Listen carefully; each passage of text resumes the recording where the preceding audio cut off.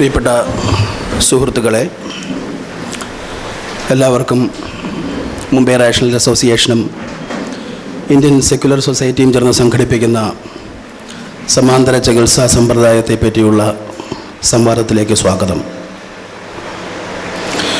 Mumbai rational association കഴിഞ്ഞ ഏതാണ്ട് 4 വർഷമായി മുംബൈയിൽ ശാസ്ത്രീയ ചിന്താരീതി പരിപോഷിപ്പിക്കുന്നതിനുള്ള പ്രവർത്തനങ്ങൾ നടത്തിവരികയാണ്. സമൂഹത്തിൻ്റെ ചിന്താരീതി ശാസ്ത്രത്തിൻ്റെ ചിന്താരീതിയാക്കുക എന്ന ഒരു കടമ നിർവഹിക്കുന്നതിൻ്റെ ഭാഗമായി സംഘടിപ്പിക്കുന്ന പരിപാടികളുടെ ഭാഗമായിട്ടാണ് ഇന്നിവിടെ ഈ പരിപാടിയും സംഘടിപ്പിച്ചിട്ടുള്ളത്. ഹോമിയോപ്പതി എന്ന ഒരു വൈദ്യശാസ്ത്ര സമ്പ്രദായത്തിൻ്റെ അടിസ്ഥാന തത്വങ്ങൾ എന്തൊക്കെയാണ്?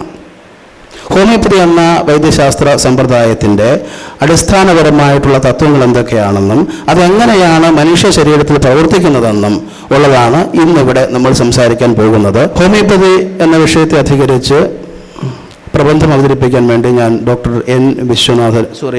എൻ സുകുമാരനെ ക്ഷണിക്കുകയാണ്. പ്രിയപ്പെട്ട ഡോക്ടർ വിശ്വനാഥൻ,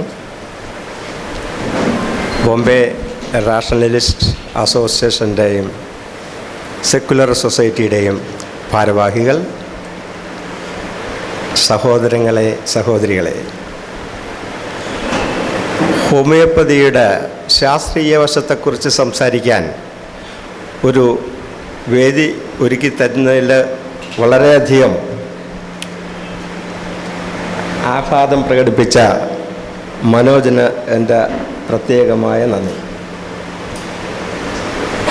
ഡോക്ടർ ഹനുമാൻ ഏത് രീതിയിലാണ് ഹോമിയോപ്പതിയിലേക്ക് കടന്നു വന്നതെന്ന് വളരെ ഹ്രസ്വരൂപത്തിൽ മനോജ് ഇവിടെ സംസാരിക്കുകയുണ്ടായി. അതിൻ്റെ വിശദാംശങ്ങളിലേക്ക് നമ്മൾ ഒരല്പം കൂടി കടക്കാം. The same is treated by the same, സിമിലബസ് കുരാൻഡർ. That was the basic principle propounded by Dr. Samuel Hahnemann. പക്ഷേ 1779 അലോപ്പതിയിൽ MD നേടിയ അദ്ദേഹം ആ കാലഘട്ടത്തിനനുസൃതമായ രീതിയിൽ വളരെ ശാസ്ത്രീയമായി തന്നെ അതിനെ വിശകലനം ചെയ്യുകയും നമ്മളുടെ തലമുറയ്ക്ക് വേണ്ടി വളരെയധികം സംഭാവന നൽകുകയും ചെയ്തിട്ടുണ്ട്. എന്നാൽ പല കാലഘട്ടങ്ങളിലും നിശിതമായ വിമർശനങ്ങളും അരിഷ്ടകളും ഈ ഹോമിയോപ്പതിക്ക് നേരിടേണ്ടി വന്നിട്ടുണ്ട്. അത് കാരണം പൊതുജനങ്ങളുടെ ഏതെങ്കിലും രീതിയിലുള്ള രോഷപ്രകടനം കൊണ്ടായിരുന്നില്ല. എല്ലാ കാലഘട്ടത്തിലും ഒരു ക്യാപിറ്റാലിസ്റ്റ് വ്യവസ്ഥിതി നമ്മളെ എന്നും വേട്ടയാടിക്കൊണ്ടിരുന്നു. അതുകൊണ്ട് തന്നെ ഫലപ്രദമായ രീതിയിൽ അവരാവിഷ്കരിച്ച പല തത്വങ്ങളും മുന്നോട്ട് വയ്ക്കാൻ സാധിക്കാത്ത ഒരവസരം ലോകത്തുണ്ടായിട്ടുണ്ട്. ഫോർ എക്സാമ്പിൾ, ഇതിനെക്കുറിച്ച് ശാസ്ത്രീയമായി വിശദീകരിക്കാനായിട്ട് ഡോക്ടർ ബോൺവില്ലെ ആൻഡ് ഹിസ് ടീംസ്, അദ്ദേഹം പാരീസിലെ ഒരു ഹോമിയോപ്പതും ഒരു ശാസ്ത്രജ്ഞനും കൂടിയായിരുന്നു. അദ്ദേഹം വളരെയധികം വർക്കുകൾ അതിൻ്റെ അകത്ത് ചെയ്ത് ഈ നേച്ചർ അതുപോലെയുള്ള ഇൻ്റർനാഷണൽ പബ്ലിക്കേഷൻസിലൊക്കെ അദ്ദേഹത്തിൻ്റെ വർക്കുകൾ തുടർച്ചയായിട്ട് വരാൻ തുടങ്ങിയപ്പോൾ അമേരിക്കയിൽ നിന്നും 12 പേരടങ്ങുന്ന ഒരു വിദഗ്ധ സമിതിയെ ഇദ്ദേഹത്തിൻ്റെ വർക്ക് വിശകലനം ചെയ്യാൻ വേണ്ടിയിട്ട് വിടുകയാണ് ചെയ്തത്. എല്ലാ homeopathy, entire world of homeopathy was jubilant. They were not knowing what is behind it.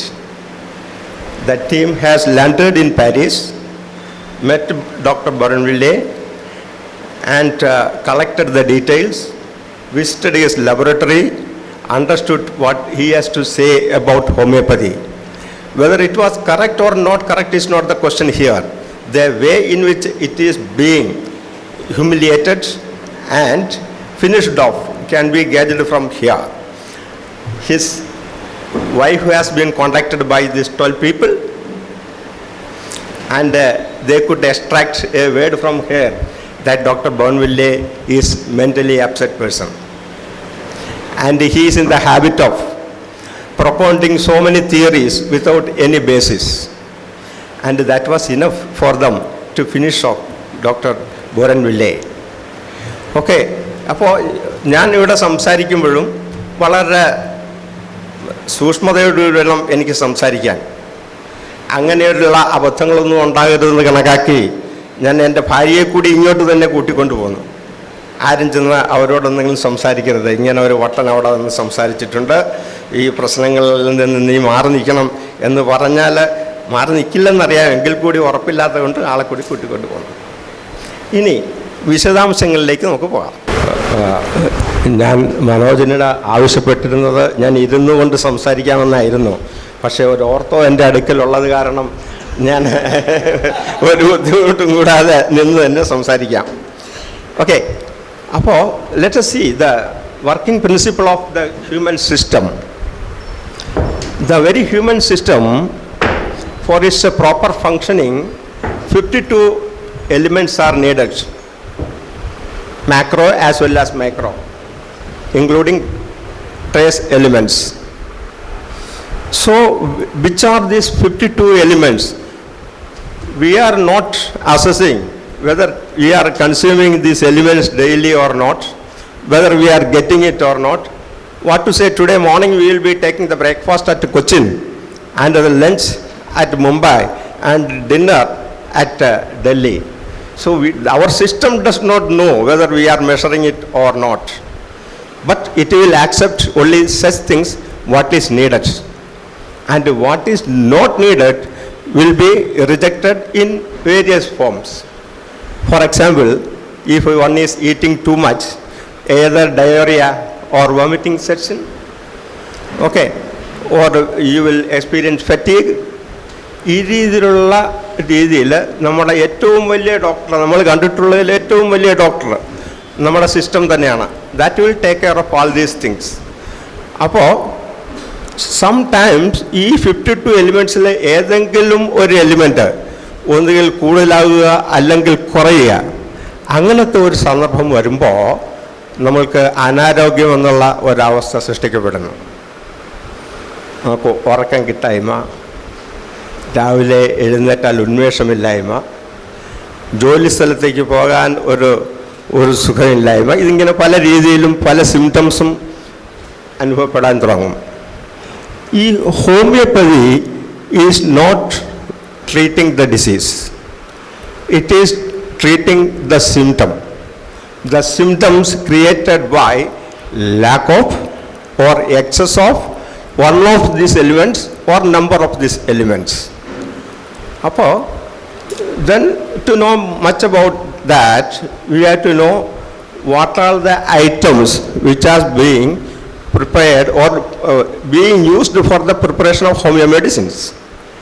From the animal kingdom, from the plant kingdom, from the element kingdom, we are accepting after lot of experiments.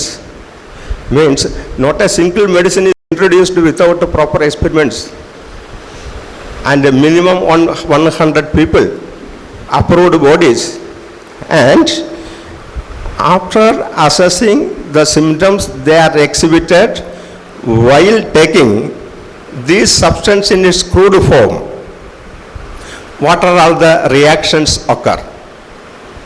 To such kind of reactions or symptoms, the same substance is potentized and being introduced to the patient in minimal form. That is all about homeopathy. Okay, then only giving medicine is homeopathy? No. Homeopathy principles encompasses so many other things. Number one, medicine is not at all a requirement. Many times without medicine you can manage your patient. Perhaps you may have to correct his food regimen, exercises, outlooks, environment, okay, this professionalism, all those things may need some sort of change to get an excellent condition. Okay, you first give those kind of instructions. As Manoj has told, we used to ask number of questions, wanted and unwanted. For example, if a lady comes with some menstrual complaints, we will ask her so many other factors which she may not like to answer directly. So to take or bring confidence in the patient is also very essential. Otherwise, the patient simply will smile, go away and tell you outside, he's a crack. He is asking so many unwanted questions. My good God, this is all about homeopathy. So it is absolutely essential for the people to understand what is homeopathy. Then we have seen these potentiated substances are being used as medicine. So this medicine is very much small in terms of its quantity. The Avogadro's number is crossed once we achieve potency 6. Then what is available in that substance? There is no nanomolecule, there is no molecule, there is no nanomolecule. Then what is available? The available thing is the memory of the mother material. You dilute the material, you dilute the gold to any extent, the least unit available will carry all the memories of the mother material, and that is capable of creating an excellent condition in a diseased person when it is properly administered. Properly administered means it is gold, so let us give some more quantity of gold and extract some money. No. Aurum metallicum, only one dose in 15 days. Sepia, only one dose in 30 days. Lacacious, the medicine derived from the snake, is only one dose in 40 days. Potassium cyanide, which all of us know how much it is fatal. That is also one of our medicines, but we cannot repeat it. But then, with this kind of scientific basis, and plus the people who have been administered homeopathic medicine and how they are reacting, how they are getting relief out of that, or how they are getting the cure out of that, it is very much recorded. Here a number of my patients are sitting in this sadas. കുറച്ച് നാളായി മലയാളത്തിൽ സംസാരിച്ചിട്ട് അതാണ് ഇടയ്ക്കിടയ്ക്ക് അറിയാതെ ഇംഗ്ലീഷിലേക്ക് പോണത് കേട്ടോ, ക്ഷമിക്കണം. പിന്നെ മലയാളത്തിൽ അല്പം തെറ്റ് പറ്റിയാൽ നിങ്ങൾ ക്ഷമിക്കുകയും വേണം. ഓക്കെ.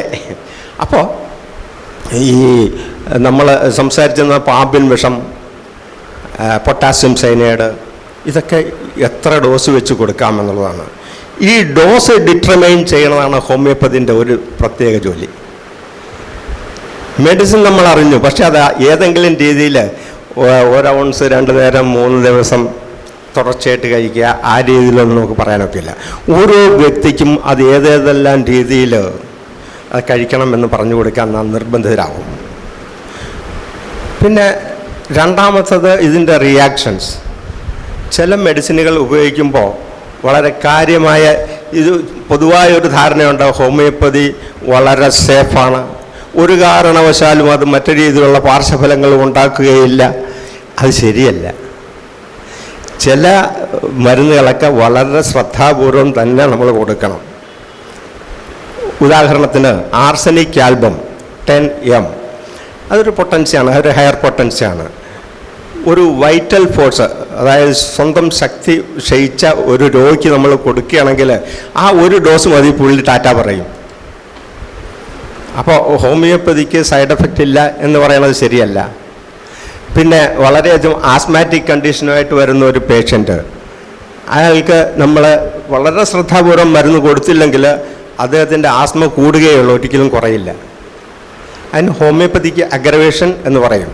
പക്ഷേ ഹോമിയോപ്പതിക്ക് അഗ്രവേഷൻ വന്നു കഴിഞ്ഞാൽ, അതിൻ്റെ കൂടുതലായിട്ട് വന്നു കഴിഞ്ഞാൽ അതിൻ്റെ ഞങ്ങൾ പ്രതീക്ഷിക്കും ഇതിന് ഒരു നല്ലതായ രീതിയിലുള്ള ഫലമുണ്ടാകും. കുറച്ച് ദിവസങ്ങൾ കൂടി മരുന്ന് കൊടുക്കേണ്ടി വരും, അത്രയേ ഉള്ളൂ. പിന്നെ ഈ ഫുഡ് റെജിമൻ, സോക്രട്ടീസ് പറഞ്ഞ പോലെ ഫുഡ് ഈസ് ദൈ മെഡിസിൻ. നമ്മൾ നേരം വെളുത്ത വൈകുന്നേരം തൊട്ട് ഞാൻ പ്യുവർ വെജിറ്റേറിയനാണ്, മറ്റൊന്നും കഴിക്കില്ല, അച്ചാറും പപ്പടവും 2 ചപ്പാത്തിയും മാത്രമാണ് എൻ്റെ ഭക്ഷണം, അങ്ങനെ പറഞ്ഞ് സ്വയം ആരോഗ്യം നശിപ്പിക്കുന്ന ഒരു കൂട്ടരും നമ്മുടെ കൂട്ടത്തിലുണ്ട്. പക്ഷേ എല്ലാവരും സന്തുലിത ആഹാരം കഴിക്കണം. രണ്ടാമത് ഉള്ളത് സമയത്ത് കഴിക്കണം. മൂന്നാമത് കഴിക്കുമ്പോൾ ഒരു സന്തുഷ്ടാവസ്ഥയിലിരുന്ന് കഴിക്കണം. അതല്ലാതെ അയ്യോ എൻ്റെ വണ്ടി പോവും, ഇപ്പോൾ എനിക്ക് 2 മിനിറ്റുള്ളിൽ ഇത് തീർക്കണമെന്ന് വേണ്ട, ചെയ്ത് ശരിയാവില്ല. ഇവിടെ ഒരു പചനദ്രവ്യം ഉണ്ടല്ലോ, ഹൈഡ്രോക്ലോറിക് ആസിഡ്, അതിന് വർക്ക് ചെയ്യാനുള്ള ഒരവസരം നമ്മൾ സൃഷ്ടിച്ചു കൊടുക്കണം.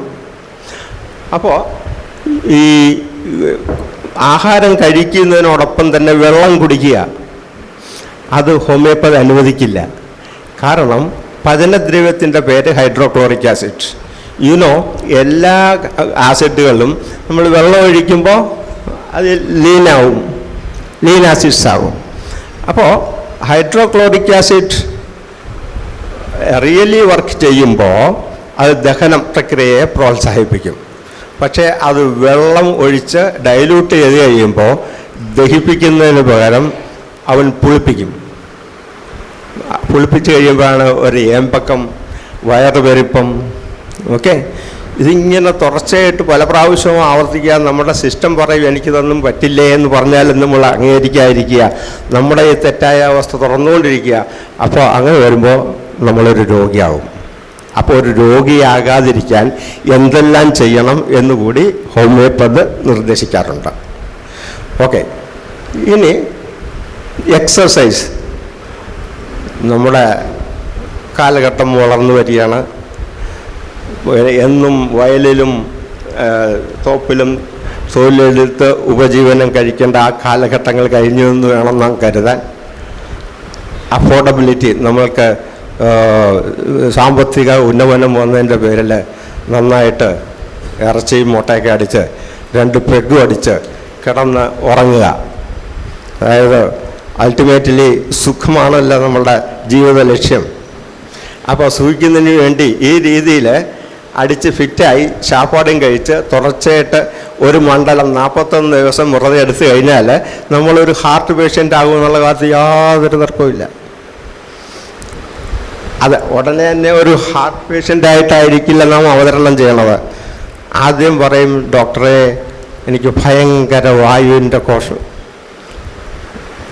ആ വായുവിന് നമ്മൾ മരുന്ന് കൊടുത്ത് വായുവൊക്കെ എല്ലാം ഒരുമാതിരിയൊക്കെ അടങ്ങി.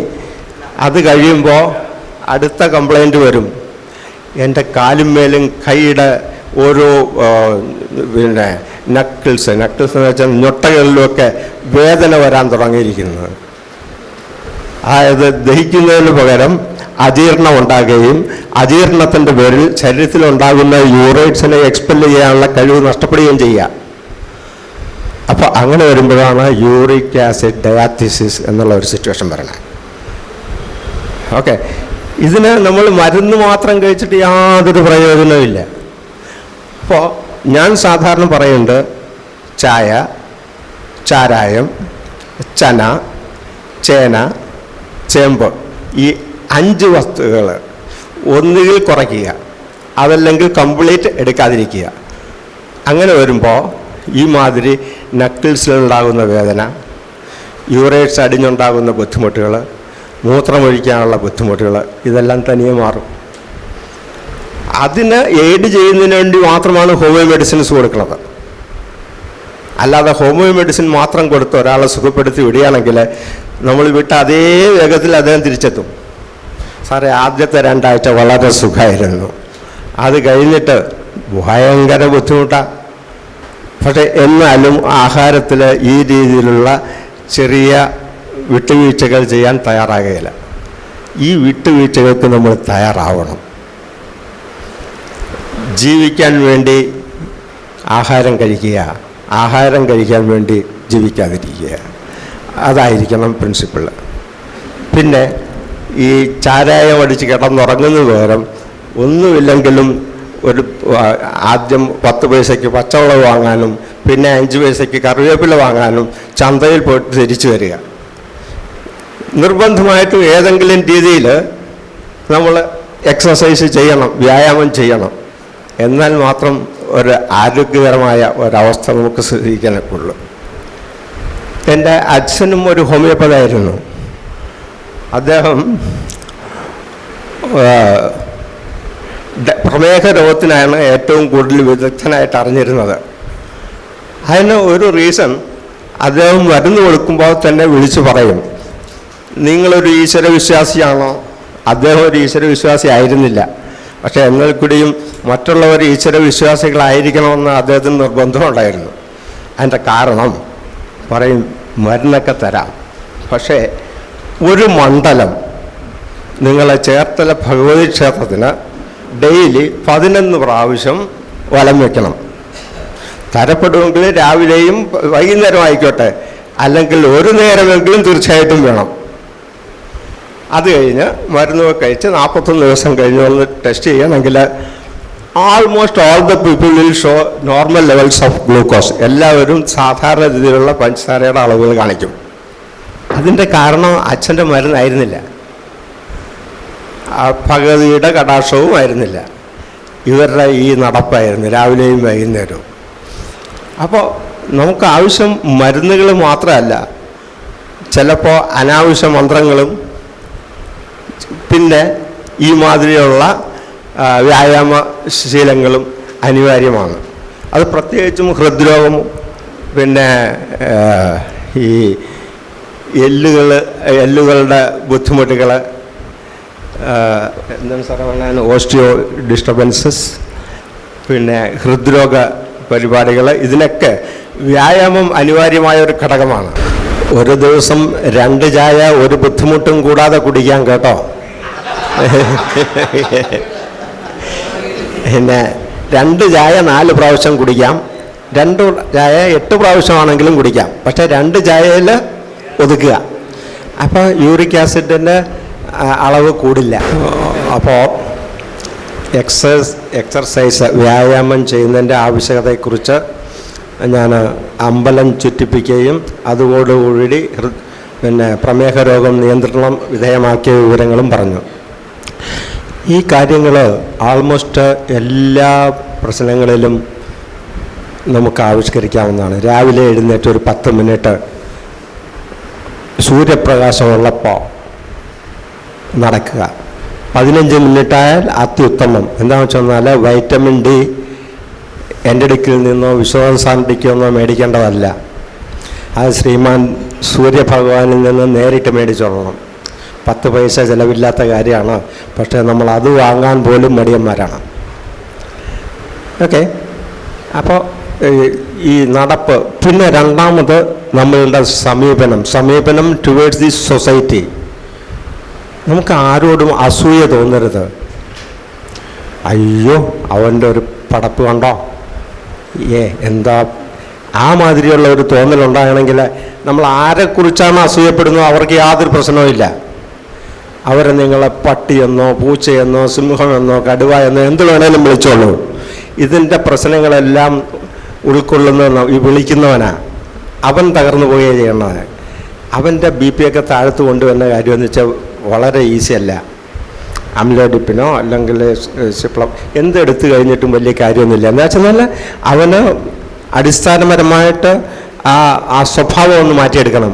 മറ്റുള്ളവരെക്കുറിച്ച് എന്നും വിമർശിക്കുകയും നിശ്ചിതമായി നോക്കുകയും ആ മാതിരിയുള്ളൊരു ഒരു ജീവിത രീതി ആവിഷ്കരിക്കുകയും ചെയ്തെന്നാൽ അവർക്ക് അതിൽ നിന്ന് ഒരിക്കലും മുക്തി നേടുകയില്ല. അപ്പോൾ ഈ ആദ്യമേ ഞാൻ സൂചിപ്പിക്കേണ്ട നിങ്ങളുടെ ഏറ്റവും നല്ല ഡോക്ടർ, നിങ്ങൾ ഇന്നുവരെ കണ്ടിട്ടുള്ളതിൽ പ്രഗത്ഭരായ ഡോക്ടർ, അത് നിങ്ങളുടെ സിസ്റ്റമാണ്. അതിന് വർക്ക് ചെയ്യാനായിട്ടൊന്ന് അനുവദിക്കുക, അതാണ് ആവശ്യം. പിന്നെ ഹോമിയോപ്പത്ത് സാധാരണ ട്രീറ്റ് ചെയ്യുമ്പോൾ സ്റ്റെതസ്കോപ്പ് വെച്ച് നോക്കാറില്ല. അവിടെ കൂടുതലും നാഡി എടുത്താണ് നോക്കുന്നത്.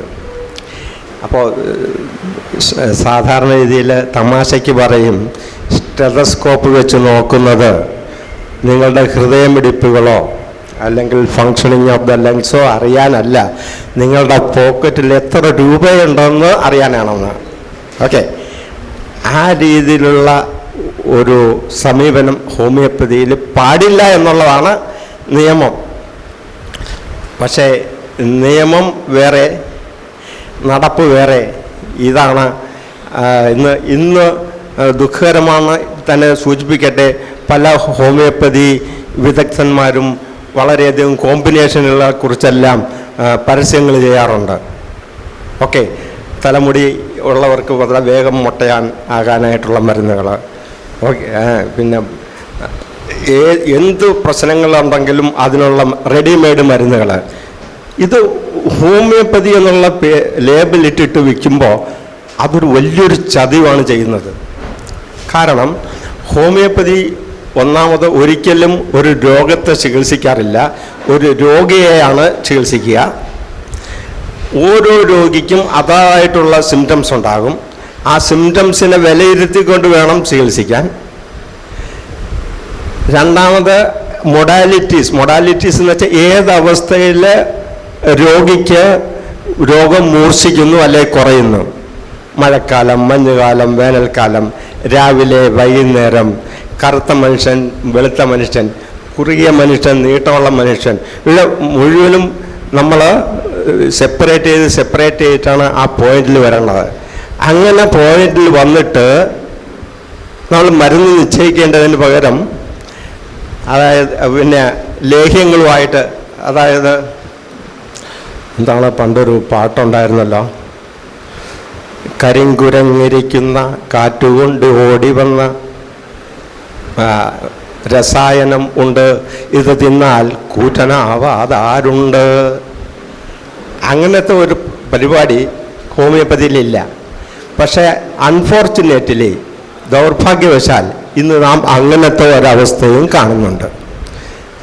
അതിനെ എങ്ങനെ ചെറുക്കാൻ നോക്കും? ഈ ചെറുക്കേണ്ടത് അധികാരി വർഗമാണ്. അധികാരി വർഗത്തിന് എന്നും അവരുടേതായിട്ടുള്ള നേട്ടങ്ങളിൽ മാത്രമേ നോട്ടമുണ്ടാവുകയുള്ളൂ. അപ്പോൾ ആ നേട്ടങ്ങൾക്ക് അതീതമായി നിൽക്കാനുള്ള കഴിവ് അതിനെ വിമർശിക്കുന്നവനുണ്ടായിരിക്കണം. അതില്ലെന്ന് വരികിൽ കണ്ണടച്ച് ഞാനൊന്നും കണ്ടില്ലേ രാമനാരായണ എന്നുള്ള രീതിയിൽ നിൽക്കേണ്ടി വരും. അപ്പോൾ ഞാൻ പറഞ്ഞതിൻ്റെ ഉദ്ദേശം, ഒരു കാരണവശാലും പൈസ ആകരുത് ചികിത്സയുടെ മുഖ്യ ഘടകം. പൈസ ചികിത്സയുടെ മുഖ്യ ഘടകമാകുകയാണെങ്കിൽ ആ പേഷ്യൻറ്റിനെ ഒരിക്കലും ശരിയാക്കാനായിട്ട് ഡോക്ടർക്ക് സാധിക്കില്ല. എന്നുവെച്ചാൽ അവൻ എപ്പോഴും വന്നുകൊണ്ടിരിക്കണം. ഒരു മിൽക്കിംഗ് കൗവായിട്ട്, എന്നും പാല് തരുന്ന ഒരു പശുവായിട്ട് ആ രോഗി മാറണം എന്നേ മാത്രമേ ഉള്ളൂ അവൻ്റെ നിലനിൽപ്പ്. അങ്ങനത്തെ ഒരവസരം സൃഷ്ടിക്കരുത്. പക്ഷേ അതിനാവശ്യം മനുഷ്യ സ്നേഹമാണ്. ഈ മനുഷ്യ സ്നേഹവും ഈവൻ ചിരിയും ഇന്ന് കോമേഴ്സ്യലൈസ് ചെയ്തിരിക്കുന്ന, വാണിജ്യവൽക്കരിച്ചിരിക്കുന്ന ഈ കാലഘട്ടത്തിൽ ഇതിനെക്കുറിച്ചൊന്നും നമുക്ക് ആധികാരികമായിട്ടൊന്നും പറയാനൊക്കില്ല. പിന്നെ സ്നേഹിക്കയില്ല ഞാൻ നോകുമാത്മാവിനെ, സ്നേഹിച്ചിടാത്തൊരു തത്വശാസ്ത്രത്തെയും എന്ന് പറഞ്ഞ ആ വയലാറിൻ്റെയൊക്കെ പിൻതലമുറക്കാരാണ് നമ്മളെങ്കിലും ഇതിന് ഒരു വിളക്കായിട്ട് മാറി നിന്നാൽ കുറച്ചൊക്കെ, അതായത് ചൈനീസ് പ്രോവർബ് പറയണ പോലെ, നിങ്ങൾ ഇരുട്ടിനെ ശപിക്കാതിരിക്കൂ, ഒരു മെഴുകുതിരി കത്തിച്ച് വയ്ക്കൂ എന്ന് നമുക്ക് മെഴുകുതിരികളാകാം. നമ്മൾ ഉരുകിപ്പോകാതിരിക്കാൻ മാത്രം ശ്രദ്ധിക്കണം. ഓക്കെ, ഇനി homeopathy versus other systems of the medicines. ഈ ലോകത്തിൽ ഒരു ആരോഗ്യശാസ്ത്രവുമില്ല മനുഷ്യനെ നശിപ്പിക്കാനായിട്ട്. എല്ലാം അവൻ്റെ നന്മയ്ക്ക് വേണ്ടിയിട്ടുള്ളതാണ്. ഇത് മുൻകണ്ടാണ് 1964 അൽമ ആട്ട ഡിക്ലറേഷൻ യുണൈറ്റഡ് നേഷൻസ് പാസ്സാക്കിയത്. ഈ അൽമ അട്ട ഡിക്ലറേഷൻ എന്ന് പറഞ്ഞപ്പോൾ അവർ പറഞ്ഞു, നേറ്റീവ് ഏതും ആവട്ടെ, സിസ്റ്റം ഏതും ആവട്ടെ, അവിടുത്തെ സമൂഹത്തിന് അവരുടെ ആരോഗ്യപരമായ പ്രശ്നങ്ങൾക്ക് അവർ പരിഹാരം കാണുന്നുണ്ടെന്ന് വരികിൽ അതിനെ സ്വീകരിക്കുകയും മറ്റുള്ള സിസ്റ്റത്തിൻ്റെ അസിസ്റ്റൻസ്, അവരുടെ സഹായം കൂടി ആർജിച്ച് അവരിൽ പരിപൂർണത ഉൾക്കൊള്ളുകയും ചെയ്യുക. അതിനുവേണ്ടി ശ്രമിക്കുക. അതായിരുന്നു 1964 അൽമ ആട്ട ഡിക്ലറേഷൻ. ഒരു വർഷം 2 വർഷം അത് കാര്യമായിട്ടൊക്കെ പേപ്പറിലൊക്കെ പലയിടത്തും ഹെഡിങ് നേടുകയും അതിനെക്കുറിച്ച് സംസാരിക്കുകയൊക്കെ ചെയ്തു. പക്ഷെ അത് കഴിഞ്ഞിട്ട് ഒരക്ഷരം അതിനെക്കുറിച്ച് സംസാരിച്ചിട്ടില്ല. കാരണം ഈ 1970 വരെ ഇവിടുത്തെ ക്യാപിറ്റാലിസ്റ്റുകൾക്ക്, മലയാള പദം എന്താണ് മനോജ്? ക്യാപിറ്റാലിസ്റ്റ്, കുത്തക മുതലാളി അല്ലല്ലോ, ക്യാപിറ്റാലിസ്റ്റ് എന്ന് പറഞ്ഞാൽ ഈ മുതലാളിത്തത്തിന് ആവശ്യം പൈസയാണ്. അവിടെ അമേരിക്കയായിരുന്നു ഏറ്റവും വലിയ ക്യാപിറ്റാലിസ്റ്റ് നേഷൻ. അവർ സർവൈവ് ചെയ്യുന്നത് യുദ്ധം എന്നുള്ള ഒരൊറ്റ സാധനം കൊണ്ടായിരുന്നു. ഏതെങ്കിലും 2 രാജ്യങ്ങൾ തമ്മിൽ യുദ്ധം ഉണ്ടായാൽ അവരുടെ വിപണി നന്നാവും. യുദ്ധം ഇല്ലേ അവരുടെ വിപണി അങ്ങ് നഷ്ടപ്പെട്ടു പോകും. ഒരു കാലഘട്ടം വരെ എല്ലാവരെയും തമ്മിൽ അടുപ്പിക്കാനും യുദ്ധോപകരണങ്ങൾ വിൽക്കാനും അവർക്ക് വളരെ കാര്യക്ഷമമായിട്ട് സാധിച്ചിരുന്നു. പക്ഷേ അത് മനുഷ്യന് അല്പം വിവരം വയ്ക്കാൻ തുടങ്ങിയതോടുകൂടി തമ്മിലടിക്കുക എന്നുള്ളൊരു ആവശ്യമല്ല എന്നുള്ളൊരു തീരുമാനത്തിലെത്തി. വല്ലപ്പോഴും വല്ല ലഹളകളും അവിടെ ഇവിടെയൊക്കെ ഉണ്ടാകും. എന്നാലും പണ്ടത്തെ പോലുള്ള യുദ്ധങ്ങൾ, രാജ്യങ്ങൾ തമ്മിലുള്ള യുദ്ധങ്ങൾ വളരെ വിരളമായി. അഥവാ ഉണ്ടെങ്കിൽ തന്നെയും ഈ യുദ്ധോപകരണങ്ങളുടെ ആവശ്യമില്ലാതെ കമ്പ്യൂട്ടറുകളിൽ നിന്ന് ഒരു ചെറിയ റൂമിൽ നിന്നും ഇന്ന് നമുക്കൊരു യുദ്ധം മാനേജ് ചെയ്യാവുന്ന ഒരവസ്ഥ സൃഷ്ടിക്കപ്പെട്ടു. പക്ഷേ ഈ മുതലാളിത്തത്തിന് അത് എങ്ങനെ സഹിക്കും? അപ്പോൾ ഏറ്റവും കൂടുതൽ വരുമാന മാർഗമായിട്ടുള്ള ഒരു സ്ഥിതി കണ്ടത് ഫാർമസ്യൂട്ടിക്കൽസിലാണ്. ഫാർമസ്യൂട്ടിക്കൽസ് നമ്മളിവിടെ പലപ്പോഴും ഈ അലോപ്പതിയെ നിശിതമായി വിമർശിക്കുന്നത് കാണാറുണ്ട്. Allopathy as A system of medicine is excellent. അതിൻ്റെ പിന്നിൽ പ്രവർത്തിക്കുന്ന ഈ കുത്തക മുതലാളികളാണ് ഈ പ്രശ്നങ്ങൾ സൃഷ്ടിക്കുക. അവരുടെ ഏജൻസി എന്ന് ഡോക്ടർക്ക് പറയണതാണ്, സാറേ നിങ്ങളിവിടെ ക്ഷവരം ചെയ്യാനിരിക്കുകയാണോ അതോ ചികിത്സിക്കാനാണോ ഇരിക്കണേ? എൻ്റെ ഈ മരുന്നുകൾ നിങ്ങൾ എത്ര പാക്കറ്റ് വിറ്റു? ഈ മാതിരിയുള്ള ഭയങ്കരമായിട്ടുള്ള പ്രഷറൈസേഷൻ ടെക്നിക്സ് ആൻഡ് ഇതാണ് അവർ ഉപയോഗിക്കുക. അത് സാമം, ദാനം, ഭേദം, ദണ്ണം ഈ 4 രീതിയും ഉപയോഗിക്കാനായിട്ട് അവർ തയ്യാറാണ് താനും. അപ്പോൾ അതുകൊണ്ട് അവരെ ഈസി ആയിട്ടൊന്നും വിമർശിക്കാനൊക്കില്ല. കാരണം അവരുടെ നിലനിൽപ്പിൻ്റെ ഒരു കാരണമാണ്. പക്ഷേ ദുഃഖകരമായ സത്യം ഇതാണ്, അവർ നമ്മളെ എല്ലാവരെയും ചൂഷണം ചെയ്യുന്നു.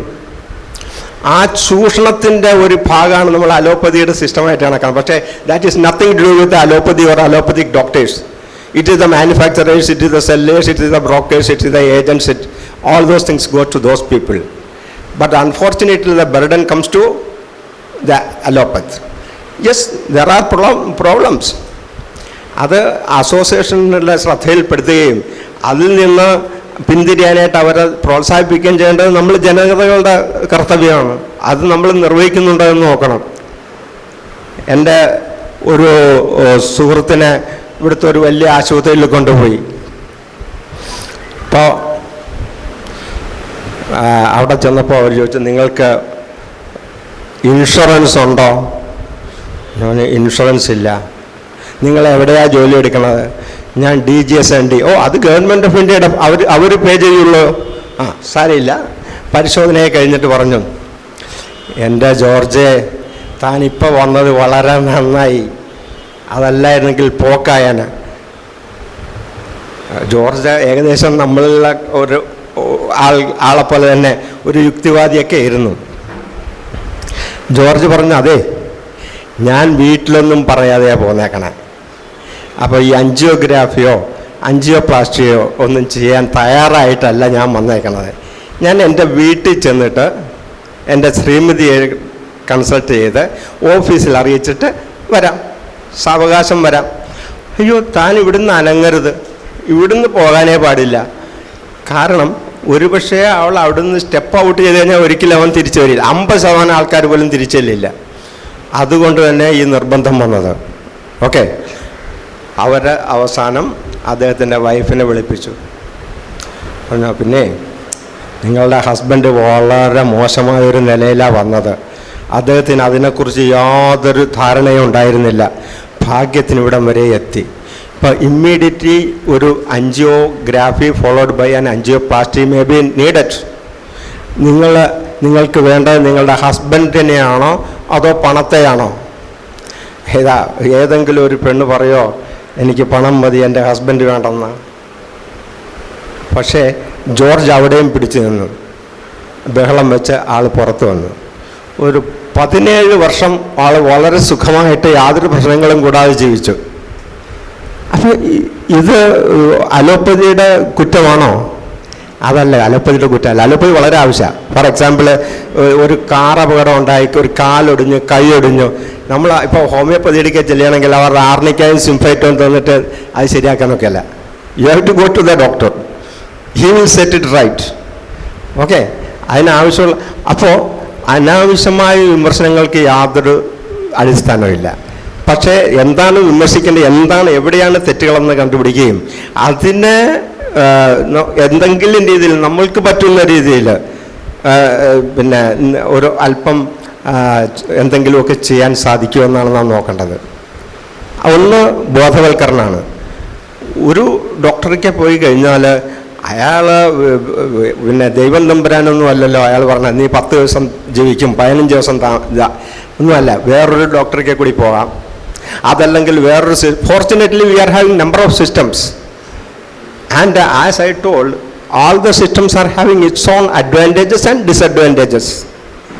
ഇപ്പോൾ ഹോമിയോപ്പതി വേഴ്സസ് ഇത് ആയുർവേദ പറയുകയാണെങ്കിൽ മർദ്ദനം ഗുണവർദ്ധനം, അതായത് പൊട്ടൻറ്റൈസേഷൻ ഇൻ ഹോമിയോപ്പതി, അതിനെക്കുറിച്ച് ആയുർവേദത്തിൽ പറയണത് ഇതാണ്, മർദ്ദനം ഗുണവർദ്ധനം. പിന്നെ വിഷമസ്യ, the poison is taken out by the poison. പിന്നെ സൂചിമുനയാൽ. ഓക്കെ, ഈ മാതിരി നമ്മളെ coinages are there, both are very common. നമ്മളെ ആയുർവേദത്തിലെ വാദം പിത്തം കഫം എന്ന് പറയുന്നത് പോലെ തന്നെ ഹോമിയോപ്പതിയിൽ സിഫിലിറ്റിക്, ഗുണോറിക് ആൻഡ് സോറിക്, ഇങ്ങനെ 3 വിഭാഗങ്ങളുണ്ട്. ഒരാൾ വരുമ്പോൾ ഡോക്ടർ ആദ്യം ചെയ്യുന്നത് ഇയാളെ ഏത് കാറ്റഗറിയിൽ പെടുത്തണം എന്നുള്ളതാണ്. ആ കാറ്റഗറിയിൽ പെടുത്തിയിട്ട് ഈ ദോഷത്തിനായിട്ടുള്ള ഒരു മരുന്നുണ്ടാവും. അതിന് കോൺസ്റ്റിറ്റ്യൂഷണൽ റെമഡി എന്ന് പറയും. വ്യക്തിബന്ധമായിട്ട് കണക്കാക്കി കൊടുക്കുന്ന ഒരു ഡോസ് മരുന്ന്, അത് മെയിൻ മരുന്നാണ്. പിന്നെയാണ് palliative forms, immediate requirements, whether it is acute or chronic, those kind of details will be looked in two and medicines will be prescribed. Okay, now ഇതൊക്കെ കഴിഞ്ഞിട്ട് പിന്നെ ബാക്കിയുള്ള മെഡിസിനൊന്നും ശരിയല്ല, എൻ്റെ ഹോമിയോപ്പതി സിസ്റ്റം മാത്രമാണ് ശരി എന്ന് പറഞ്ഞെന്നാൽ ഞാൻ അച്യുതൻ നായരുടെ ലെവലിലേക്ക് ഇറങ്ങി വരേണ്ടി വരും. അച്യുതൻ നായർ പറഞ്ഞു, അച്യുതൻ നായരുടെ രാമായണം വായന വളരെ ഉഗ്രമായിരുന്നു. ഇതാരാ പറഞ്ഞത്? അച്യുതൻ നായർ തന്നെ. സോ അച്യുതൻ നായരല്ല അത് പറയേണ്ടത്, ബാക്കിയുള്ള കേട്ട് നിന്ന അല്ലെങ്കിൽ അതിൽ ഉൾക്കൊണ്ടിട്ടുള്ള മറ്റുള്ള വ്യക്തികളാണ് അതിനെക്കുറിച്ച് സർട്ടിഫിക്കറ്റ് ചെയ്യേണ്ടത്. ഓക്കെ, നൗ ഈ വാദം പിത്തം കഫം അഥവാ ഈ സൈക്കോട്ടിക്, സോറിക്, ഈ കണ്ടീഷൻസ് ഞാൻ പറഞ്ഞു. ഇതിൽ നമ്മളെല്ലാവരും അതിൽ ഏതെങ്കിലും ഒരു കാറ്റഗറിയിൽ പെട്ടതായിരിക്കും. പക്ഷേ ഒരു കാറ്റഗറിയിൽ പെട്ടതാണെങ്കിൽ അവരെ ചികിത്സിക്കുന്നതിന് വളരെ ബുദ്ധിമുട്ടുകളൊന്നും ഉണ്ടാവാറില്ല. അതായത് സൈക്കോട്ടിക് മാത്രമാണ്. പക്ഷെ അവർക്ക് സൈക്കോട്ടിക് ആൻഡ് സോറിക് കൂടി ഉണ്ടെന്ന്. അതായത് സോറിക് എന്ന് വെച്ചാൽ ചൊറിയുക എന്നുള്ളതിന്, മറ്റേ സിഫിലിറ്റിക്ക്, ഗുണേറിയ, ആ രീതിയിൽ നമ്മുടെ മലയാളത്തിൽ പോകണമെങ്കിൽ പറയാനൊക്കും. ഇതിൽ ഏതെങ്കിലും ഒരു സ്വഭാവം ഇല്ലാത്ത ഒരു മനുഷ്യരും ഉണ്ടാവില്ല. പക്ഷേ പല സ്വഭാവങ്ങളും ഒന്നിച്ച് ഒരു പാർട്ടിയിലുണ്ടെങ്കിൽ ദാറ്റ് വിൽ ക്രിയേറ്റ് പ്രോബ്ലം, അത് പ്രശ്നങ്ങളുണ്ടാക്കും. അപ്പോഴാണ് അത് ഒരു കോംപ്ലിക്കേറ്റഡ് കേസായിട്ട് മാറുകയും അതിന് ദീർഘകാല സമയം വേണ്ടി വരികയും ചെയ്യേണ്ടത്. Okay, now this is the basic principles, basic approach and basic concepts of homoeopathy. And now how do we work with that? May I proceed further on that subject? Okay. Now, ഹോമിയോപ്പതിയിൽ specialisation എന്നുള്ളൊരു പരിപാടിയില്ല. അപ്പോൾ എന്നെ ഒരു cardiac എക്സ്പെർട്ടായിട്ടാണ് Bombay അറിയണത്. പക്ഷേ ഹോമിയോപ്പതിയിൽ cardiology എന്നുള്ളൊരു specialisation ഇല്ല. അപ്പോൾ ഏകദേശം 14,000 കാർഡിയാക്ക് പേഷ്യൻസിനെ ചികിത്സിച്ച ഒരു എക്സ്പീരിയൻസ് എനിക്കുണ്ട്. ഇതിൽ എനിക്കുള്ള ചാരിതാർത്ഥ്യം അവരെ ചികിത്സിച്ച് സുഖപ്പെടുത്തി എന്നുള്ളതല്ല. ഇവരിൽ പലരും ഭാര്യയുടെ കെട്ടുതാലി പണയം വെച്ചും വീട് വിറ്റും ജോലി നഷ്ടപ്പെട്ടും അങ്ങനെ പല രീതിയിൽ ബുദ്ധിമുട്ട് അനുഭവപ്പെടുന്ന നല്ലതായൊരു വിഭാഗം ഈ കൂട്ടത്തിലുണ്ടായിരുന്നു. അവർക്ക് ഏകദേശം ഒരു മനസ്സിന് ബുദ്ധിമുട്ടുണ്ടാകാത്ത ഒരു അവസരം ഞാൻ സൃഷ്ടിച്ചിരിക്കുന്നു. പിന്നെ അവരാരും വീണ്ടും ഏതെങ്കിലും ഒരു വൈദ്യരീതിയെ സമീപിക്കേണ്ടി വന്നിട്ടുള്ളതായിട്ടും എനിക്കറിയില്ല. ഇതിനെക്കുറിച്ച് റെക്കോർഡ് ചെയ്യുന്നതിനും അതിനും മറ്റുമായിട്ട് വളരെയധികം ആൾക്കാർ സമീപിച്ചിട്ടുണ്ട്. ആ മാതിരി ഒരു പരിപാടിക്ക് ഞാൻ പുറപ്പെട്ടിട്ടില്ല. കാരണം എനിക്കതിനുള്ള സമയമില്ല. ഞാൻ സ്വയം വളരെ ഇന്ന് മനോജിൻ്റെയൊക്കെ പറഞ്ഞ പോലെ ഞാൻ എൻ്റെ അസിസ്റ്റൻറ്റിനെ വിടാനായിട്ടിരുന്നതാണ്. മനോജിൻ്റെ നിർബന്ധം കാരണമാണ് ഞാൻ ഇവിടെ വന്നത്. കാരണം ആ സമയത്ത് കൂടി നമുക്ക് ആരെങ്കിലും രണ്ടുപേരെ സഹായിക്കാൻ നോക്കും. ഈ സഹായിക്കുക എന്നുള്ളത് പിന്നെ ഒരു ചെറിയ ബുദ്ധിമുട്ടുണ്ട്. നമ്മൾ ജീവിച്ചിരിക്കുമ്പോൾ മാത്രമേ നമുക്ക് ആരെങ്കിലും സഹായിക്കാനൊക്കെ ഉള്ളൂ. മരിച്ചു കഴിഞ്ഞാൽ ഈ പരിപാടിയൊന്നും നടക്കില്ല. അത് കാരണം വളരെ ലൈഫ് ഈസ് വെരി ഷോർട്ട്. ജീവിതം വളരെ ഇതാണ്. ഒരു 120 വർഷത്തിൽ കൂടി നിങ്ങൾക്ക് ആർക്കും ജീവിക്കാനൊക്കില്ല. So you live very happily, you make others happy, you make the society happy, you be an individual excellent for this society. ആ ഒരു കൺസെപ്റ്റ് അവനവൻ ആത്മസുഖത്തിനായി ആചരിക്കുന്നത് അവരെന്നെ ഗുണത്തിനായി ഭവിക്കണം എന്ന് പറഞ്ഞിട്ടുള്ള അതേ മോട്ടോയിൽ നിങ്ങൾ പോവുക. അപ്പോൾ പ്രശ്നങ്ങളൊന്നും ഉണ്ടാകില്ല. ഈ ധനത്തിന് വേണ്ടി നമ്മൾ എന്നാഗ്രഹിക്കുന്നു അന്ന് നമുക്ക് പ്രവർത്തിക്കാനുള്ള ബുദ്ധിമുട്ട് അനുഭവപ്പെടും. നമുക്ക് പിന്നെ പ്രവർത്തിക്കാനൊക്കില്ല, ആത്മാർത്ഥമായി പ്രവർത്തിക്കാനൊക്കില്ല. എന്താ വെച്ചെന്നാൽ രോഗിയിൽ നിന്നും നമ്മളുടെ എൻ്റയർ കൺസെപ്റ്റ് പണത്തിലേക്ക് വരികയാണത്. ഓക്കെ. അപ്പോൾ എന്നാൽ കൂടിയും ചില പ്രശ്നങ്ങളുണ്ട്. നമ്മൾ ഒരു ഹാർട്ട് പേഷ്യൻ്റ് എടുക്കുന്ന അരമണിക്കൂറത്തെ വർത്തമാനം എല്ലാം കഴിഞ്ഞ് പരിശോധനയൊക്കെ കഴിഞ്ഞിട്ട് അപ്പോൾ ചോദിക്കും, സാറേ എന്തായി? അല്ല, എനിക്കൊരു കൺസൾട്ടേഷൻ ഫീസൊന്നുമില്ല, നിങ്ങൾ അടുത്ത് പോയിട്ട് മരുന്ന് മേടിച്ചോളൂ എന്ന് പറയുമ്പോൾ തൊട്ടേ ഒരു സംശയം, അയ്യോ ഇവൻ ഏത് 400 ഫീസാണെന്ന് അറിയില്ലല്ലോ, അവന് പൈസ വേണ്ടത്രേ. ഓക്കെ, സാറിന് പൈസ വേണ്ടെങ്കിൽ എനിക്ക് മരുന്നും വേണ്ട എന്ന് പറഞ്ഞു പോയിട്ടുള്ള ഒത്തിരി ആൾക്കാരുണ്ട്. പിന്നെ സാറിന് ആവശ്യമുള്ള പൈസ എഴുതിയെടുത്തോളൂ എന്ന് പറഞ്ഞ് ബ്ലാങ്ക് ചെയ്ത് ചെക്ക് ചെയ്ത് തന്നിട്ടുള്ള ആളുമുണ്ട്. പക്ഷെ നമുക്ക് ഒരിക്കലും ചെക്കും പണവും ഒരു ആരാധനാമൂർത്തി അല്ലാത്തതിൻ്റെ പേരിൽ അതിൽ നിന്നും മാറി നിൽക്കാൻ സാധിച്ചിട്ടുണ്ട്. അതുകൊണ്ട് ഇവരെ സഹായിക്കാനും സാധിച്ചിട്ടുണ്ട്.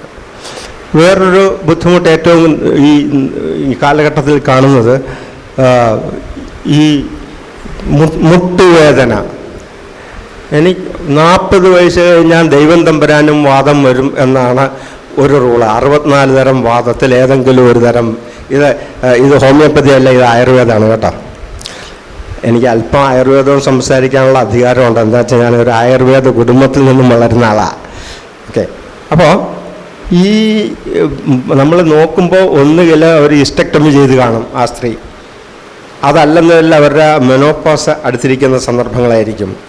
ആ സന്ദർഭങ്ങളിൽ അവരെന്തെല്ലാം ആഹാരം കഴിക്കാം, എന്തെല്ലാം ആഹാരം കഴിക്കരുത്, ഇതെല്ലാം പറഞ്ഞു കൊടുക്കലാണ് മെയിനായിട്ട് ഒരു വൈദ്യൻ്റെ ജോലി. ഒരു ഭിഷഗ്വരൻ ചെയ്യേണ്ട പരിപാടികൾ അതൊക്കെയാണ്. അത് ചെയ്യാതെ അവരെ ശരിയാക്കി എടുക്കാനൊക്കില്ല.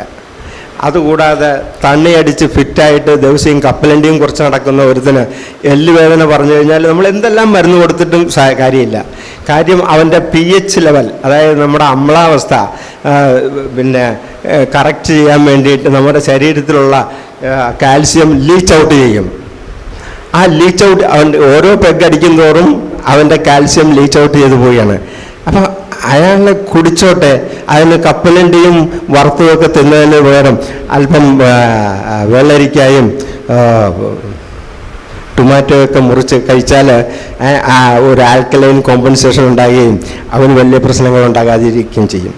അപ്പോൾ ഈ മുട്ടുവലി, വാദം, ഈ മാതിരിയുള്ള വേദനകൾ, ഇതിനൊക്കെ മരുന്നിനേക്കാളും കൂടുതൽ ആവശ്യം ഉപചാരങ്ങളാണ്. ഈ ഉപചാരങ്ങൾ എന്തൊക്കെയാണെന്ന് വൈദ്യൻ അറിഞ്ഞിരിക്കണം. ആ ഉപചാരങ്ങളും അനുയോജ്യമായ മരുന്നുകളും ചേരുമ്പോഴാണ് നമുക്ക് ഒരു സംതൃപ്തി ഉണ്ടാകുക. അതോടുകൂടിയാണ് നമുക്ക് ഒരു ബുദ്ധിമുട്ടിൽ നിന്നും ആ രോഗിയെ രക്ഷിക്കാൻ സാധിക്കുക. ഓക്കെ, ഇനിയും നമുക്കൊരു സെഷനുണ്ട്, ചോദ്യോത്തര സെഷനുണ്ട്. അതിൽ നിങ്ങൾക്ക് ആവശ്യമുള്ള ചോദ്യങ്ങളെല്ലാം ചോദിക്കാം.